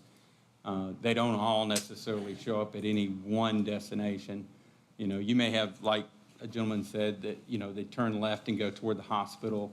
Other people may, go in other directions once they leave the site. Okay. But I guess it starts to disperse. Okay, but if 20% are using East Hampton, there's 2,100 trips at some point using East Main coming out of the development. Yeah, either going north, yeah. As a total of going north and south, I'd have to look back at our distribution. We had 15% of the traffic going north, so that leaves 65% of the traffic that would be going toward downtown Gallatin of that total, 65%. Ms. Bowles had specifically requested an answer to the question, what kind of turnout did you have at the meeting? Mike? I'm sorry. Ms. Bowles had specifically asked, what kind of turnout did you have at the meeting? Yeah, absolutely. I want to tag on traffic still, on Rich, and I'll answer that question. Page 5 of the staff report talks about that even if all the trips were assigned to East Main Street, that the link where the count station 81 is located, only 45% of the capacity at a level service D would be utilized by the existing and projected trips. So there's a lot more capacity on East Main. I know everybody thinks it's, this highway, and it probably feels that way if you live out there, and I don't deny that.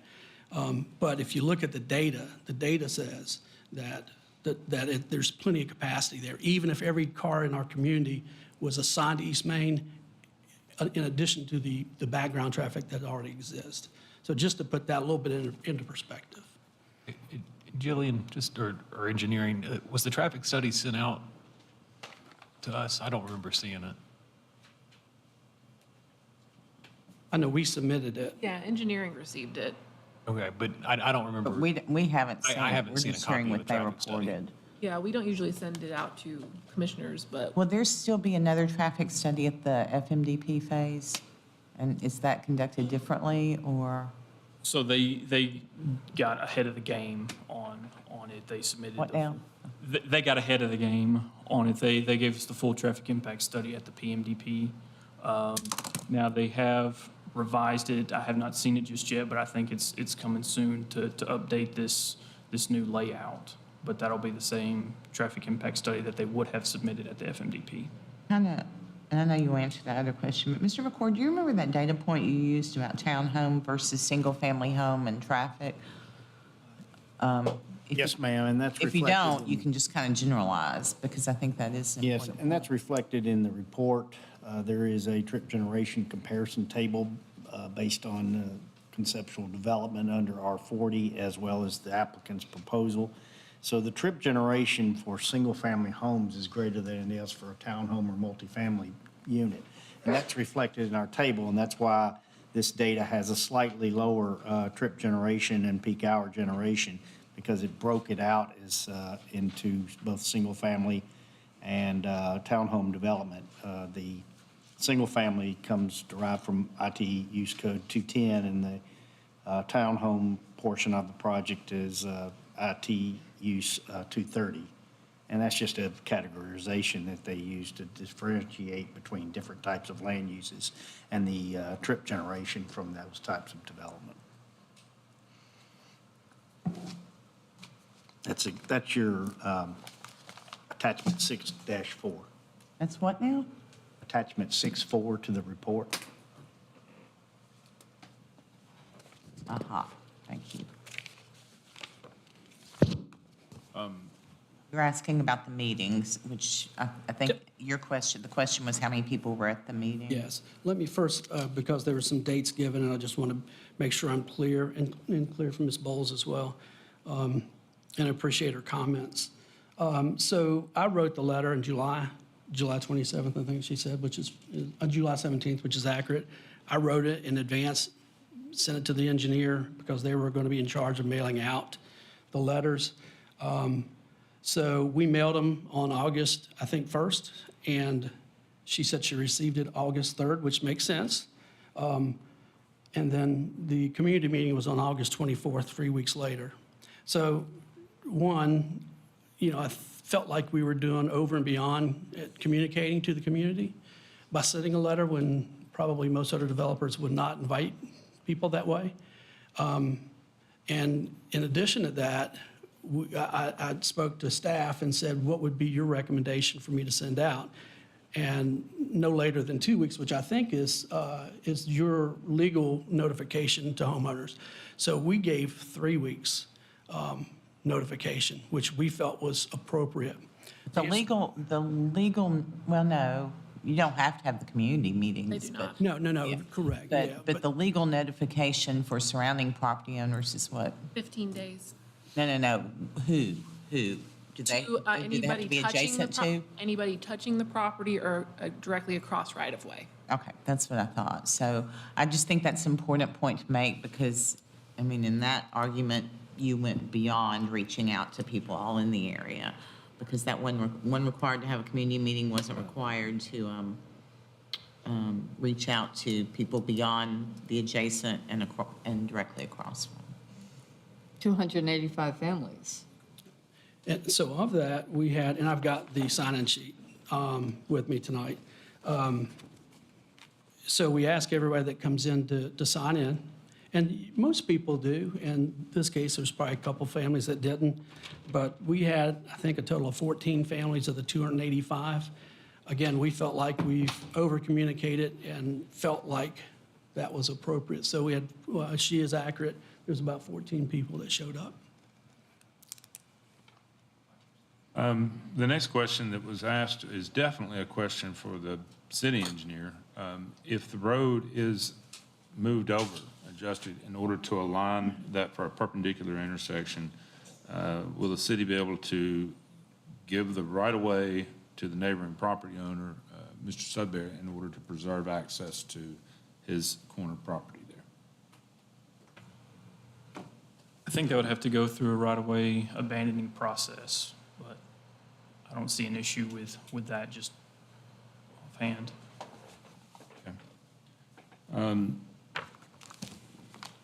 A question was asked, does East Main Street currently meet our cross-section requirements for a collector road? I'm paraphrasing the way they put it, but that's what I got out of a question. East Main Street does not have sidewalks, right? No. And part of our development would be on our side of the property, on the property we own, we would provide sidewalk, grass strip. Yeah, curb and gutter. Okay. I'm just relaying what was asked in the. But it is a collector road. Yes, that is correct. It is identified as a collector.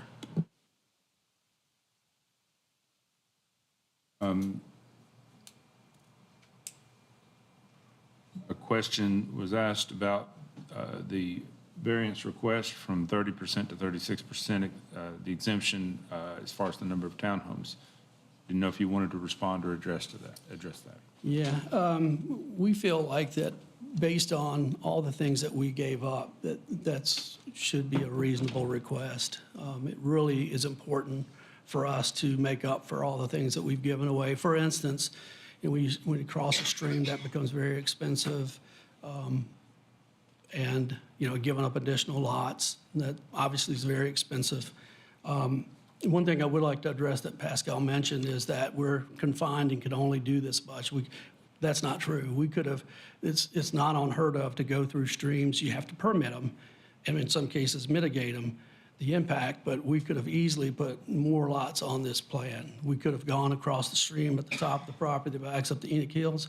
Is it ideal? No, but everybody in Nashville, Metro Nashville, don't have a problem with blowing out hills and knocking down trees. We elected not to do that in this case. We tried to preserve the beauty of the property while having a plan that is soft. Most of the houses back up to open space, which is important to the community. So we feel like we've got the absolute best plan that we could have provided for the use of the property and the environment and the natural features on it. But we could have easily added more density. And based on Plan Gallatin, could have had between 550 and 1,650 homes. That would have had to go vertical to do that, but we certainly could have showed that if we chose to, and that wasn't right for the community, it wasn't right for the property, and that's why we came with a plan that we felt like was appropriate. Thank you, Mike. I hope I've addressed all the questions that were raised during the public hearing, or at least most of them. Open the floor to other questions by commissioners. John, I do Yes, want sir. to finish up Mrs. Oh, yeah, Walsh, I'm 'cause sorry. she had a few more things, and I just think they're appropriate. She needs to have them addressed. She was talking about drainage, and that's always a concern for people. We're providing multiple locations for detention ponds. In addition to that, we have to not have more water leave the site than it's leaving currently in its current state. So we'll be doing storm calculations and making sure ponds and stuff are sized correctly, so our post flows don't exceed the pre-flows. And we'll work with engineering closely on that. So that is something that we definitely will be monitoring and designing to. Also, she was talking about the sewage plans. We will be working with GPU and their staff to make sure that everything's appropriate and that we design correctly. So I just felt like those were some that she mentioned as well, and I thought they need to be responded to.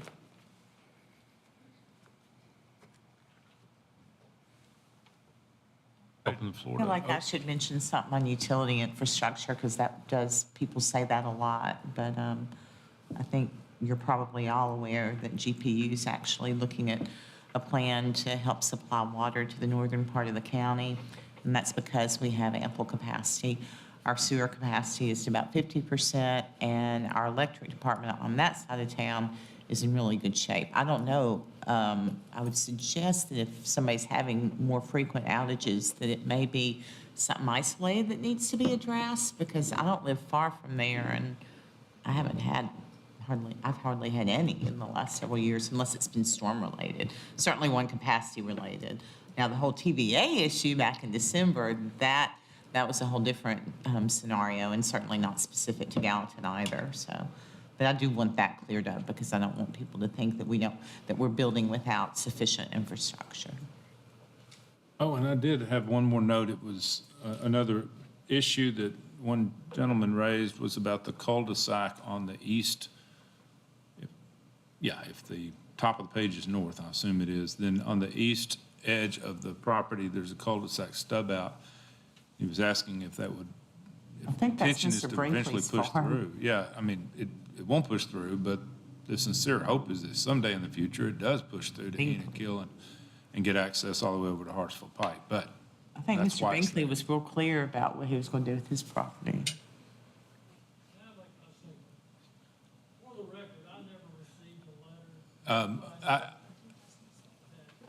Sorry, Mr. Binkley, it doesn't pick this up on the microphone.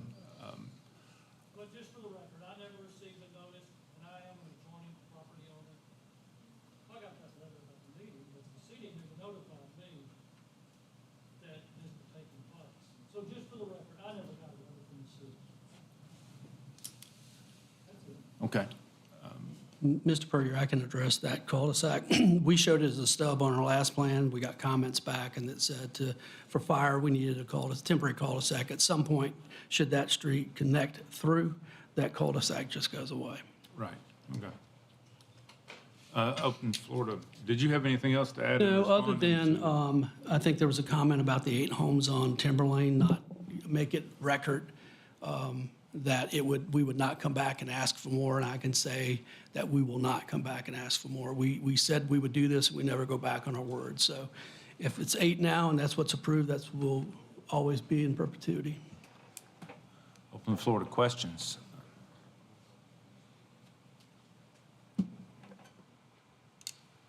I think I'd just say that I would like to see as quality of a product as you can possibly make a case to work. I was going to jokingly say when you said something about adding more townhomes so you could make make it work, I was going to say, well, please make them more expensive, and that way you'll be able to offset that, but also get the whole attainable, affordable housing challenges. Still be a mix. Pardon me? It could still be a mix of prices in there. I can't hear tonight, y'all. I'm so sorry. It could be a mixture of prices in there. I mean, they don't need to all be the same price. Right. Depending on there'll be some lots that'll be even nicer than others from what is put out here. Well, I think already in that area you have a wide range of values in homes, so from rentals to millions, you know. Wilson? I want to say I'm not against the development of this property. I am against the R8 zoning. I would like to see an R15 zone for this. An R15 would be how many units, roughly? You know, and this question came up in our meeting at the community. Somebody said, why can't you make them R15 lots? Which is 3 units an acre. We're at 2.76. So we feel like we have the best plan that offers the most diversity and allows for some attainable housing, hopefully. But if we went R15, we could technically have more than what we propose in this R8 PRD. Use all the land with no open space. I know it's taken me a long time to kind of value and understand the clustered development that preserves the green areas. I've lived in it. It's not my preference, but it's a lot of people's preference. And it'll probably be my preference again at some point when I get tired of mowing. But, and it's certainly the affordable option for so many people. The article that you shared, I saw that in the Tennessean yesterday. Yeah. So. And in addition to that, it's a lifestyle. I've heard a few people say over the many meetings we do, the connected community, those attract seniors and young professionals. And that's a lifestyle they want. The smaller lots, somebody mentioned, they don't want a big lot anymore. They don't want to maintain it. They don't have time to maintain it. And their time is valuable. So, you know, R15, you've got the same. It's just, that's why I'm saying it's hard to, people confuse density with clustering, and that will always get you sidetracked. We have less homes in this plan than an R15 plan would have.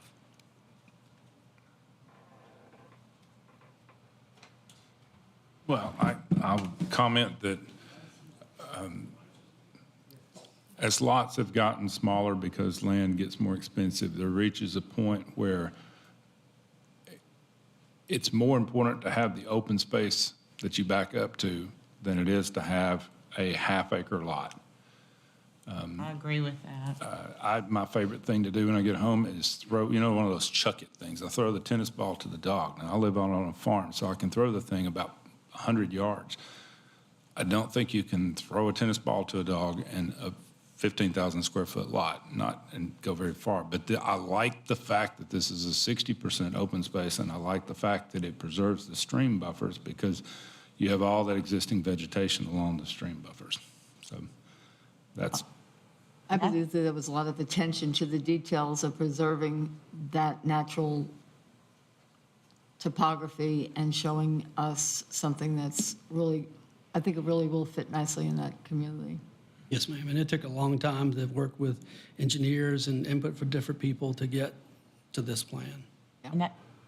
And the reason, I appreciate what you said, Mr. Freer, so much, but you drive to areas where people are limited to like 1 acre lots by septic restrictions.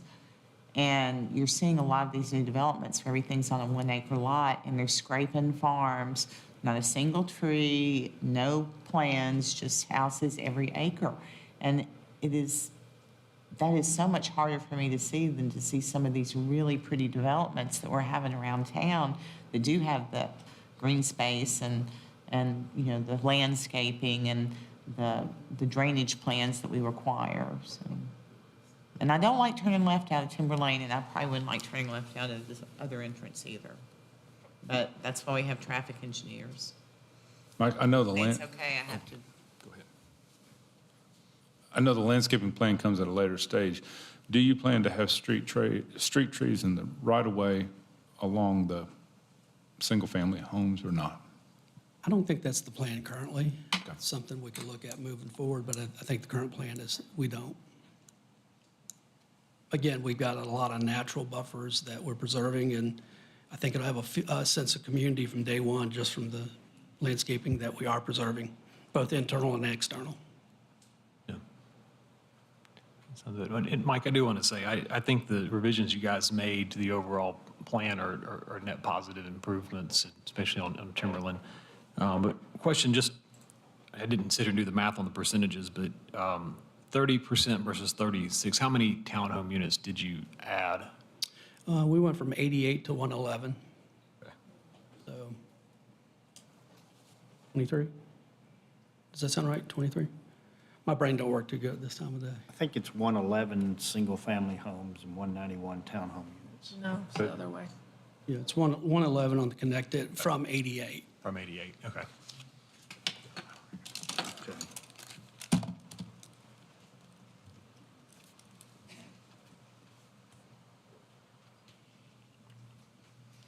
Was the 88 right at the 30%?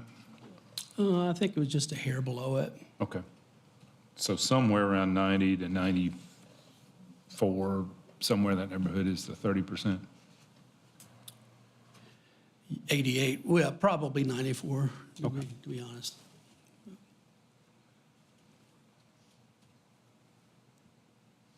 Other questions? Look, I think overall, I think it's a project that has a good look to it, and you guys have done a good job with the revisions. And I understand the trade-off of having to lose some lots to get things to work and to make it work cohesively with the neighbors. The changing the percentage on the attached units, I don't like the precedent that sets. So I'll just be real honest about it. And that's staff's. The first condition of approval is to get it back towards 30% of the overall unit counts. So that's already in the conditions. I respect that, I really do. And that's, I think, why you guys have the latitude to decide that on a case-by-case basis. And in this case, we feel like the open space and all the other things that we're providing should be more than sufficient for the consideration. But I understand what you're saying. I would like to move for an exceptions to go from 30 to 36. Are you doing that in a form of a motion to approve with the revision to condition number 1? Thank you. Yes. Okay. To get discussion on the table, I'll second that motion. So just to make sure I'm clear, it's a motion for an approval eliminating condition 1, but the other 4 conditions stay? I think there's 6, hold on. They also had questions about I thought there's 7 condition number conditions. I believe there's 7 conditions total. My apologies, I'm on the wrong That's page. okay. Yeah, so most of these are just cleanup clerical issues. Number 5 is dealing with the right-of-way versus easement. It's an easement, so had we had labeled the plan correctly, that one wouldn't be a condition. So we have a motion on the floor and a second discussion. I get it, but I can just be honest, I can't support going over the 30% on the townhome units. I respect that. So, Other discussion on, CJ, you've recused yourself, correct? yeah, I hear- I'd like to vote for it, but I can't with that.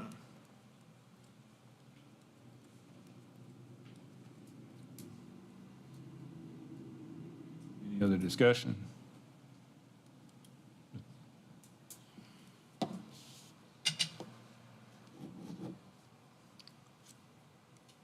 Is there any way you can get it back to 30 if you can't support it with that?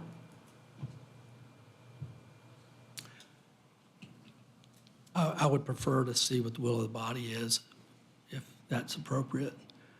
Then if that's the case, we don't have a choice but to do it. I would prefer that we not do it.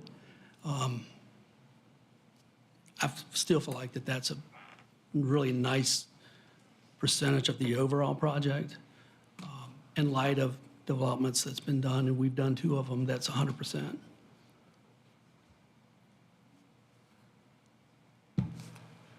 Well, perhaps this might help then. I'd like to make a motion to amend the motion to include condition number 1.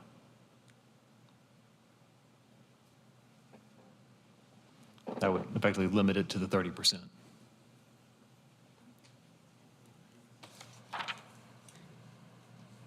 Do I hear a second to that motion?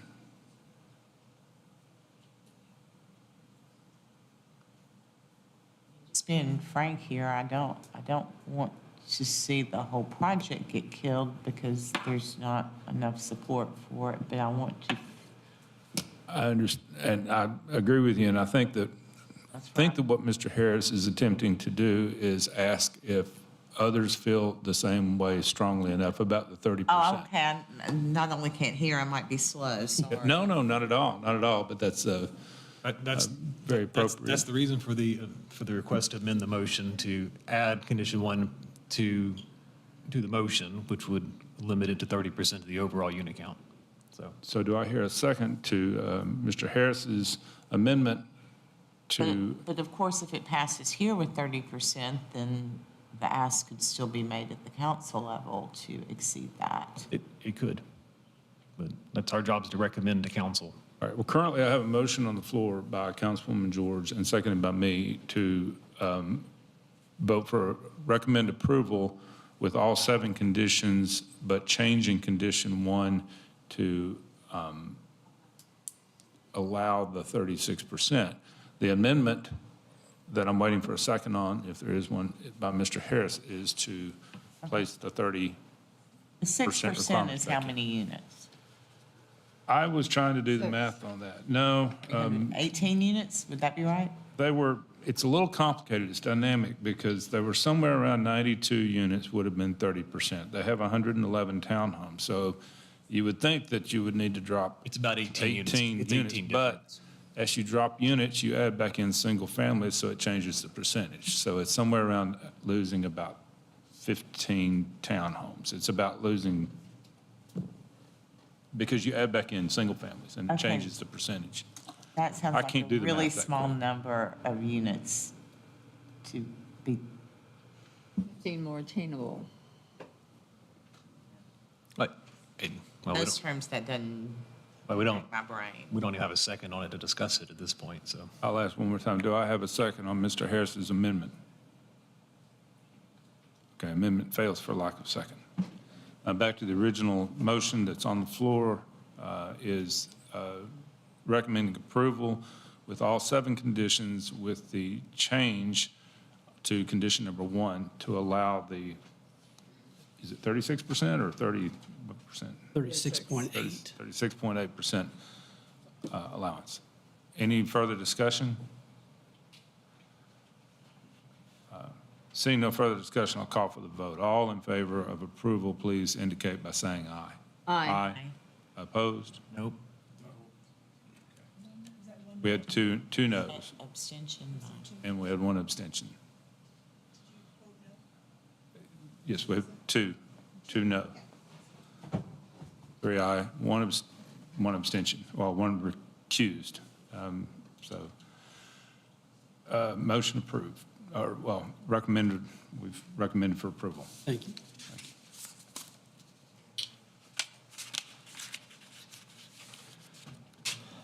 Would y'all like to take a quick break? Yes. Oh, my gosh.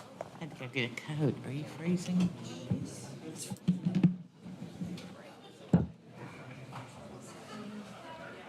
I appreciate what you did because I was trying to figure out how to. I appreciate it.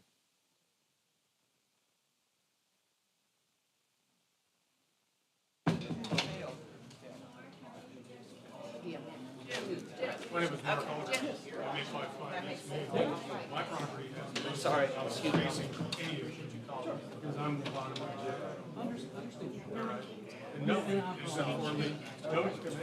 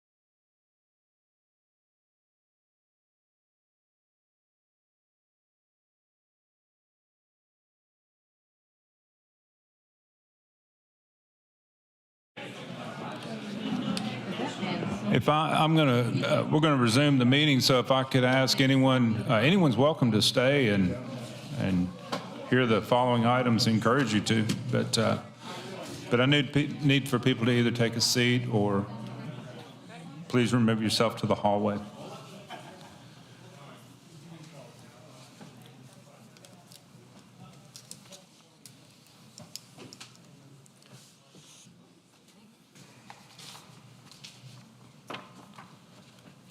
We'll continue with item number 7, which is resolution number 2023-119, Savannah Marketplace Phase 2 amended preliminary master development plan and revised final master development plan.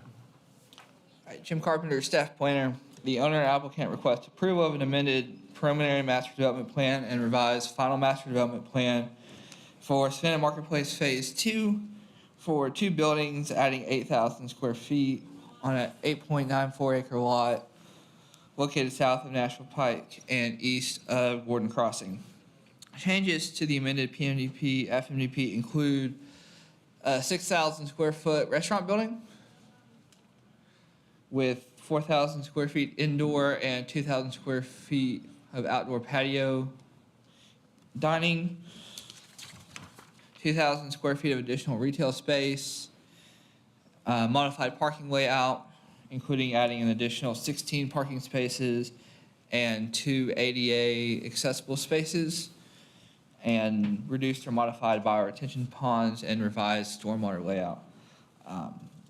The renderings and elevations included appear to show mostly brick facades for both the jewel blocks, which we have here, here, and here, and the restaurant in the various forms and colors shown. With that, staff recommends that this be considered a minor amendment to the Savannah Marketplace PMDP and recommends approval with 13 conditions. There will be a public hearing on this item. All right. Thank you, Jim. Before we hear from the applicant, I will open a public hearing. Is there anyone who would like to speak in regards to item number 7, Savannah Marketplace Phase 2? Seeing none, I'll close the public hearing and ask to hear from a representative for the applicant. John, I have to recuse myself on this item as well. So noted. Corey Nelson with 615 Design Group. I believe we agree with all staff comments besides one, which is the Type 12 buffer yard on the east side. I believe that was referring to the full PMDP, including Kroger's on the east side with Cage Bend Road. If you could pull that up, I think it would be a better illustration. So the comment is referring really to the south buffer, where it's called out on this plan, I believe. That's the Type 50, correct? Where it should be a type 50 and it's called out as a type 12 on the south. It's more Gotcha. on the south. Okay, but the other, I guess the other point is on the east property, there's a 12-foot buffer yard that should not be there. That was an error based off past comments, but the original PMDP shows no internal buffer yard between the drive aisle and the Kroger's on the east side. Based off the original PMDP that was approved. I believe you should, do you not have that in your reports? I thought I saw that on the agenda. This is condition number 8, is that correct? Or 7. 7. So yeah, if you zoom into where the Kroger is, in between that and our building 3, you'll see there is no buffer yard requirement there on the east side. And plus, along with that, half of that site is gas line, force main, water main, sewer line. So there would be really no option to put any landscaping there that would be trees or anything like that because it's not allowed over utilities. Mr. Chairman, this plan's been amended many times. I believe this might be represent one of them. I'm not sure what the date of this master plan, but it did include it after the Honda place was constructed. So we'll check and to make sure that with subsequent or previous amendments to Phase 2 here, that that buffer yard was either included or not included. But I think Mr. Carpenter may have picked it up on a plan, one of the previous plans that where either was maybe not there initially, got included with one of the amendments, and maybe was never removed. So I'm a little confused. Should we remove condition 7 and leave this to, are you advising us to remove condition 7? I'm not advising whether to remove it or not. I don't know if it was actually imposed as part of a previous amendment beyond what's shown here. And that's something we would check on. If it's the intent of the board not to have it and include it as part of his request, then that could take care of it.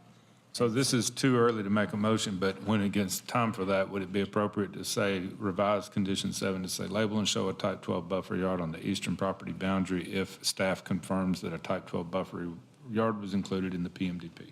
I think it sounds like the issue is even if you wanted to put it there, there's utilities and things there that would prevent it from being doable anyway, which is probably why it was removed at some point in the past and not there. Yeah, currently on the west side of that drive where Kroger's and everything else in, I mean, there's pretty much every utility you can think of. Yeah. A full gas line, 8-inch line, a force main, and a sewer line where even if you did impose it, we would immediately come back and try to get it amended because there's just no way to build it without relocating 5 utilities. No, that makes sense. I think one of the things that was mentioned in the presentation, it's a slight variance on the parking requirements. Did I hear that right? No, there's additional parking that's been added to this plan from the originally approved FMDP. Okay. So they're providing for the restaurant and for the additional retail space. Okay, that makes sense. Hello, Randy Hoffman representing Gordon Crossing LLC and of course Savannah Marketplace LLC. Just for clarification, this buffer was mentioned to me Friday afternoon when we got comments, and then also again today. But I was thinking we were talking about the 12-foot buffer that you'll see along Cage's Bend. There's 3 12-foot buffers or type 12 buffers along both sides of Gordon Crossing and one over along Cage's Bend that was been there from the very beginning. And then my understanding of this comment is it's to go between this project and Kroger.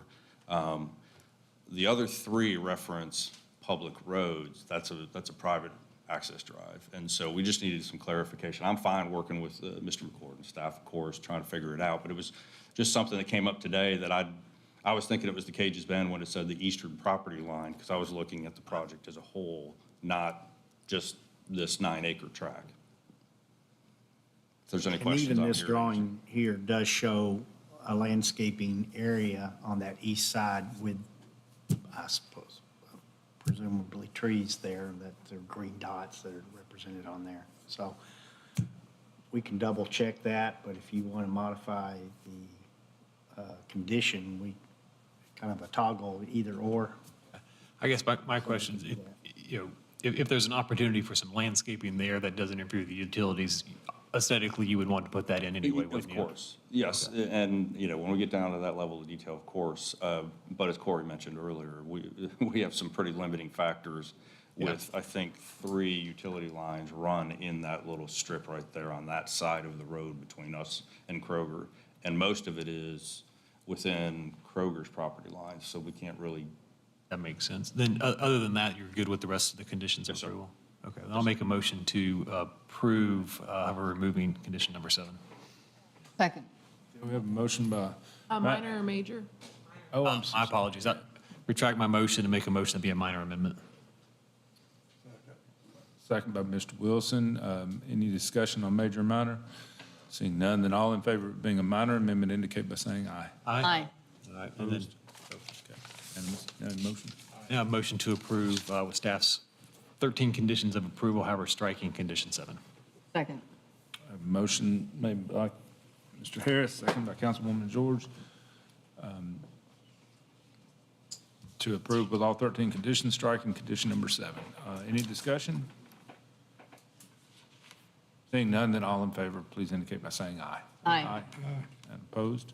Okay, motion carries unanimously. Thank you. Thank you. Item number 8 is resolution number 2023-076. Wait a minute. Yeah, that's right. Sky House Townhomes, final master development plan. Val Martinez, planning staff.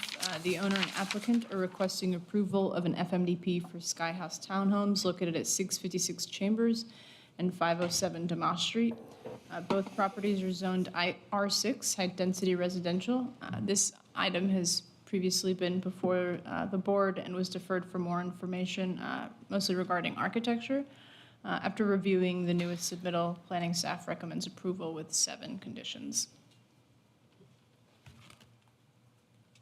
Do we have a representative for the applicant present?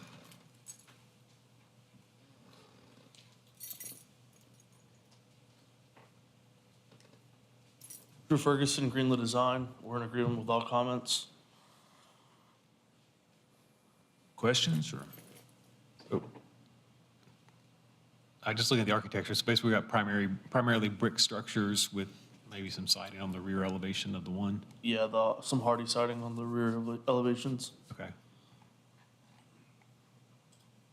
Yeah, I don't see any problems with it. So, and you're good with the conditions? 7 conditions. All right, a motion to approve with staff's conditions of Second. approval. Motion by Mr. Harris, second by Councilwoman George, to approve with all staff's conditions. Any discussion? Seeing none, then I'll call for the vote. All those in favor of approval indicate by saying aye. Aye. And opposed? Okay, motion carries unanimously. Thanks. Item number 9 is resolution number 2023-110, Beretta USA Phase 3 and amended site plan.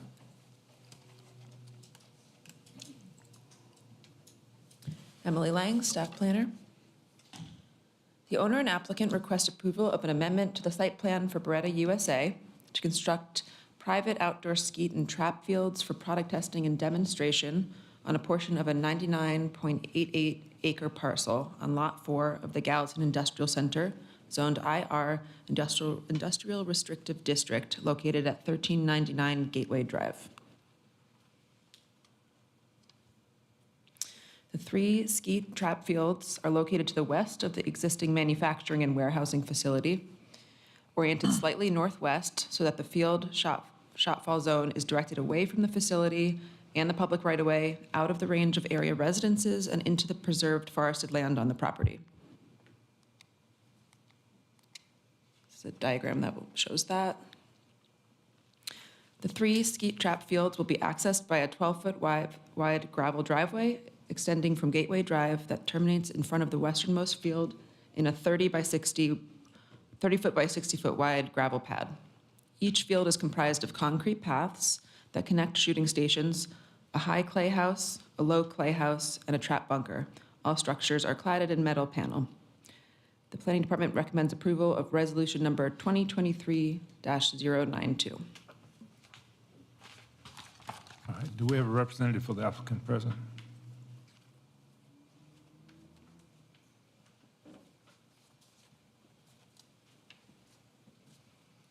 Brad Simpson with Barge Design Solutions. Doug Linder, Vice President of Operations and Research and Development for Beretta USA. Logan Gillum, Product Manager. We don't take any exception to staff recommendations or considerations. Just have a question. Do you anticipate the need for any volunteers to help? Second. Possibility, yes. Tour. Just saying. So This is great. This is a great addition. We've been looking forward to it. Any questions? Motion to approve. With all staff comments.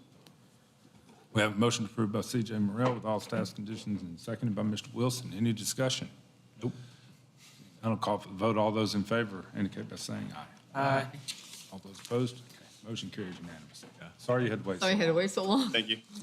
Let's go through. All right. Thank you, everybody. Appreciate it. Thank you.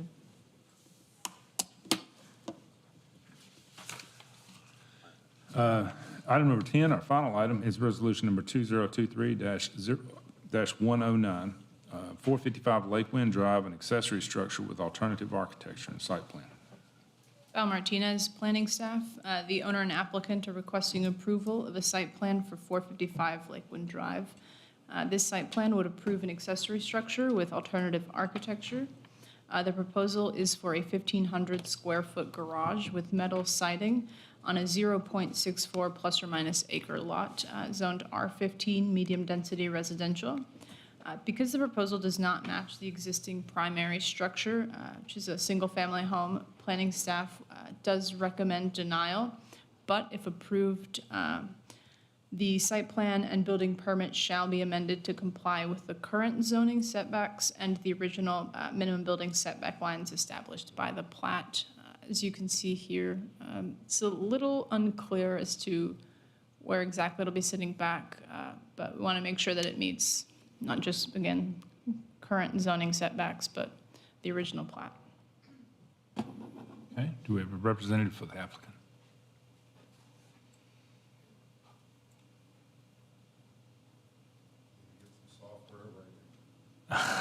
What's right? Now I feel really bad about y'all having to wait this whole time. I had I didn't have my grandchild do it. It's, just want a building to put boats and, cars in and stuff like that, so it's not an eyesore to the neighborhood. I got a couple antique vehicles and, a boat that's rotting away in the sun, and I'd like to keep it undercover. One they just put up on Coles Ferry. It's Sir, if you exactly could, like- since we record the minutes, could you state your name and address? Oh, I'm sorry, yeah, I'm Keith Sneed. It's my daughter's house at 455 Lake Wind Drive. Okay. Do you need his address for the record? Okay, very good. And you can continue. I'm sorry to have cut you off. Oh, no, that's fine. It's just a garage is all it is, basically. And there was one that was just put up exactly that the barn store just put up, and I just spoke with him. Literally, I can throw a rock and hit it. And then there's one on the other side of me that was built up and never got the siding and everything put up that I can throw a rock on the other side. And I made a list of a bunch of buildings that have similar structures in that area. So I'm just asking to have approval to put something up. And I will make it match the house colors. I just had a question for staff. Are we applying the front yard setback on Timberwood Drive or the side yard setback for Lakewind Drive? This one has a plat, and one of the exhibits in your package, that one here, the plat has a different setback established than the zoning does. So the zoning has what we call a side yard or double front, being Timberwood being the double front, and that zoning setback is 10 feet in this district. But when you're on a side street like that, it's twice the required setback. It would be 20 feet, I believe 20 feet.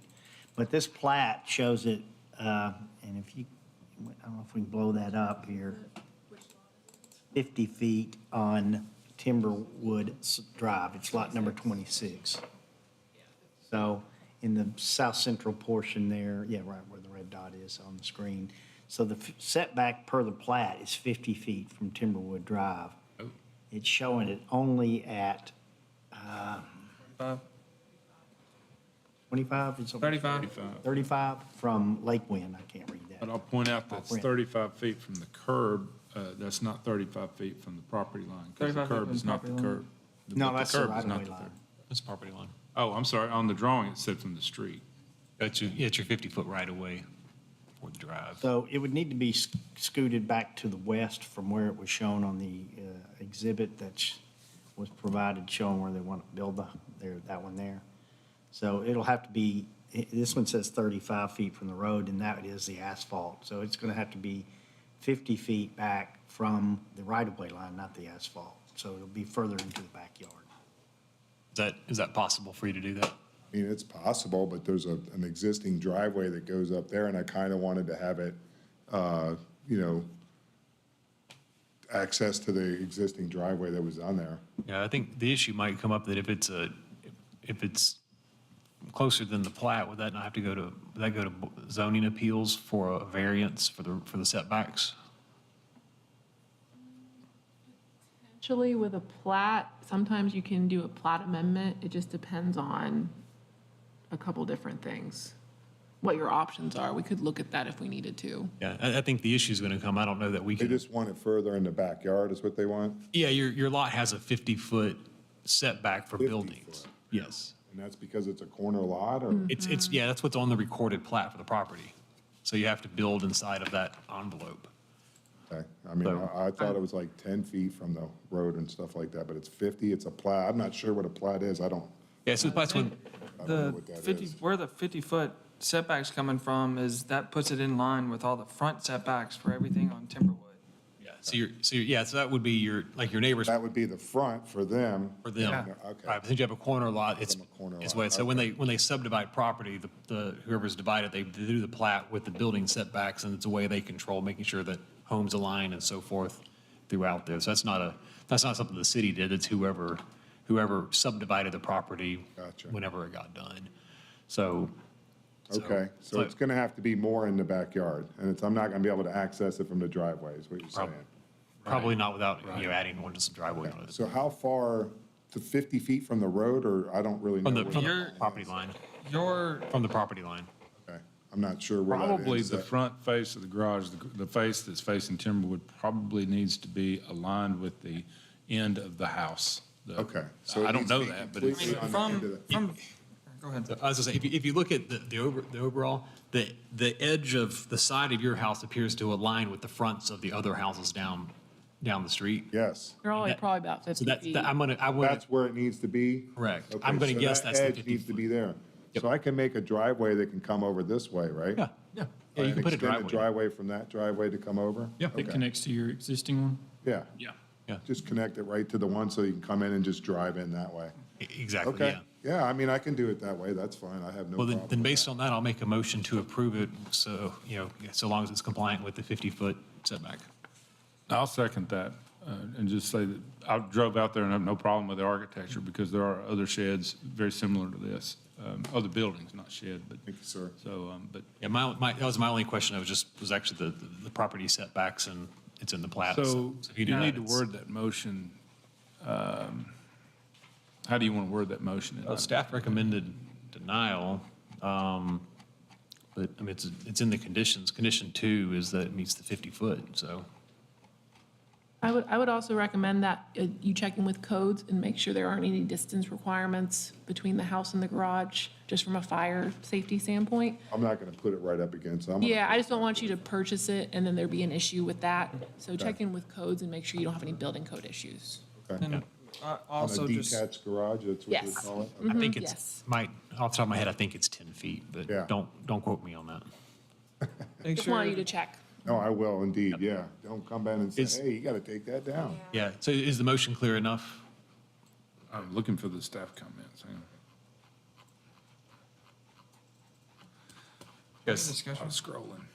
Discussion. Yeah, it's 2 conditions, the accessory structure consistent with the site plan and building elevations. So essentially, yeah, it's just but approved. you're okay with the facade? Well, it's It says it's or. consistent with the site plan and the building elevation submitted, Okay. or it has to be 70% brick. So there's the or that's in there. So essentially, I don't even need essentially, as the staff report is approving, it satisfies the 50-foot setback, so. Just make sure you check all the other setbacks as well. The other people, neighbors?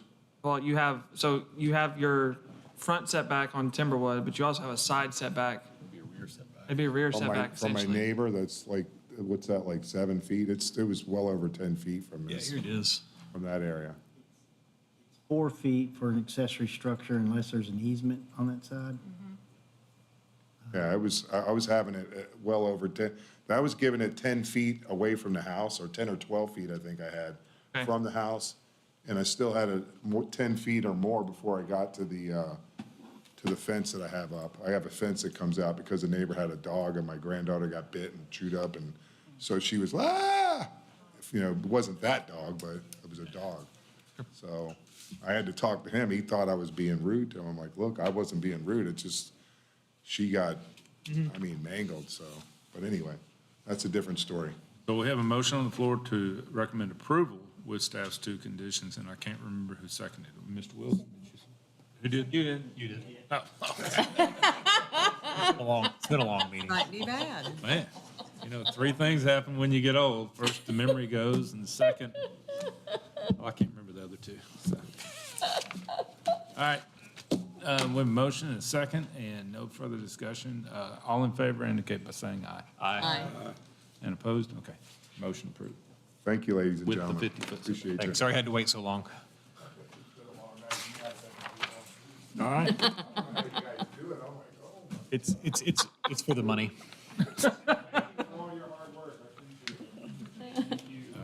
Other business? That was on record. Yeah. What do you say? Nothing. Nothing. Other business? I have a couple of things, announcements, I guess. Not so much other business, but I do have the schedule for the Tennessee APA conference that will be in end of October, and I'll hand that out to each of you and just take one and pass that along. I saw it was at the Doubletree. Where's the which, is it the Downtown, across from downtown? the baseball stadium. Okay. Like this one. What? Blocks from Beale Street. And if you can let us know if you're interested and want to attend that, we can make arrangements for you to. I'll come to some. I may not be to all of them. I'll let you know. Okay. Well, let us know so we don't book 2 nights or something like that, CJ, you're going to attend the whole conference? So- Yeah, I'll leave Friday morning. I'm going to. Okay. Okay. Those of you who have yet to decide, just let us know and we'll make the arrangements for you and get you registered and get you a hotel room. I did respond to someone to say that I was going. Okay. And let's see, the other thing is that we need to have a volunteer maybe from the planning commission that's willing to serve on the board of zoning appeals. Matt moved out of town, so. Can't count on that. So I don't know how soon you want a volunteer, Mayor, because you're. Board of Zoning Appeals? Oh, I think I heard Mr. Murrell volunteer. Didn't y'all hear that? When is it?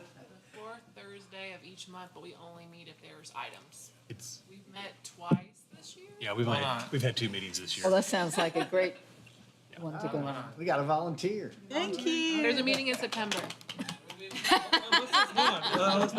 What's the commitment? Like, Very small. And there won't be one in October. I mean, like, because is there a that will be term? Memphis. You're the planning commission. You're the planning commission representative. okay, cool. I think it's 4 years. Now there'll be a 3 or meeting 4. every single But month, it's once, and specially the called meetings ones. take 15 minutes, usually. Count on me. Okay. I mean, since y'all all volunteered for me. Voluntold, yes. Yeah. Any other announcements? That's it. Entertain a motion to adjourn. So moved.